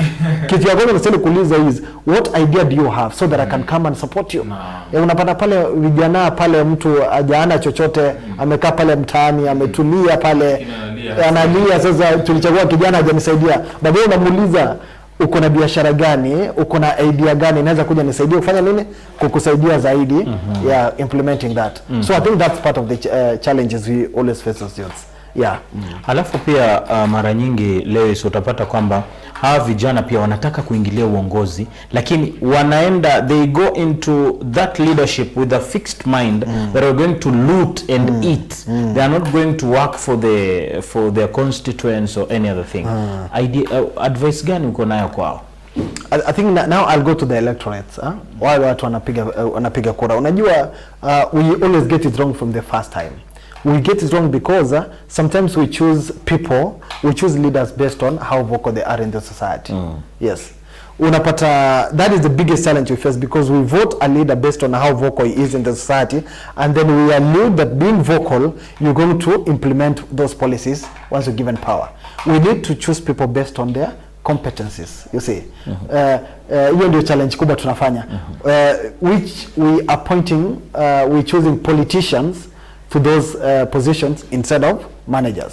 Ajui we choose a politician, ukimchagua pale politician as a youth, yeye tena pale kupiga kelele hivi na hivi. But in terms of managerial skills, how do I execute, nafanyaje hii, na execute nini, naweza leta creative ideas, you cannot be able to get it. Alafu pia Lewis, so many people have listened to you, na tunaona pia katika mtandao kina Ekadeli wanafurahia mazungumzo yako, but wanasema watakupata vipi if in any case wanataka any advice or professional advice from you? How do they get you? Mimi naweza hapa namba yangu. My number is always open. I'm never afraid to, you can call anytime. Media nini. Yeah. So nikishapeana hivyo, lakini usipige usiku kabisa. Wakati wa kazi 8 to 5 tuko, tunaweza jadiliana. So social media, Facebook wanajiita Ambassador Lewis Mumanye. Ambassador hiyo ilitoka because nilikuwa nataka kwa balozi wakati mwingine. I'm an ambassador of your World Literacy Foundation. I'm an ambassador of youth advocate, so that is where ambassador kuja. So Ambassador Lewis Mumanye. On LinkedIn naitwa Lewis Mumanye. On Instagram Lewis Mumanye 001. And then namba yangu ni 0726 725 557. Rudia tena. 0726 725 557. Unaweza nipigia wakati wote. If you need a bit of some advice, you can always talk. If you need some mentorship, you can always discuss on the same. If you have maybe a startup business, you have challenges in terms of how do you create structures, how do you access maybe markets, how do you get maybe investors on board, you can always discuss on that one. If you doing maybe you in agribusiness, you want to understand which countries you can be able now to target to in terms of exporting your products, I can always give you advisor on that. And above all, if you want mentorship, leadership, career choice, you want to be spoken to how to change your trajectory, we can always discuss. Lewis, kamera yako ndio hii. Nataka umhamasishe vijana sasa hivi wanaokutizama. Zungumza nao moja kwa moja kwa dakika moja. Unawaambia nini hasa wakati huu wa uchaguzi? So my fellow youths, what I want to say is that this is the time for elections, and being the time of elections is we need to choose wisely. Let's not choose every politician we see that is out there. We need to choose managers who can be able to execute our ideas. We need people who can be able to support us, and let's not be involved in these because youths, in most of the time, we are the ones who are being pulled to be able now to cause chaos, to be able now to cause making our country not to be very stable. So this is the right time we need to choose the right leaders. And let me tell you something is that this is the world of unlimited possibilities. You can be able to make it whatever you aspire to be. It is never too late. Even if you find that your career is not going to the right place, they always say that it becomes dark before the light always comes. Always believe in yourself. Always be open. And I also want to speak to men out there, especially this aspect where you find that a lot of people are suffering from mental illness. Always get somebody to talk to. Get a mentor, get somebody who can be able to discuss to, so that whenever you think that things are not going well, you can always be given direction, can always be guided in the way forward. And above all, to everyone, happy Valentine. Wewe wasanii walitoa pesa mingi sana, wewe una kitu. Shukran sana mtazamaji kwa kuwa pamoja nasi. Lewis, asante sana. Amazing insights, amazing ideas. I think we'll call you back again so that we'll talk more. And I think we'll just have a CEO chit chat because you are a CEO material. Shukran sana mtazamaji. Mimi naitwa Nur Said, viwanjani wananiita mshambuliaji alistaafu. Kwa niaba ya mwenzangu Ali Salim hapa, amefurahia sana kusikiza maneno ya Lewis. Yeye alikuwa anataka kusomea political science, akaenda kusomea journalism. Saya na regret, but you can still make an about turn ukarudi kwa political science. Shukran sana, maasalam.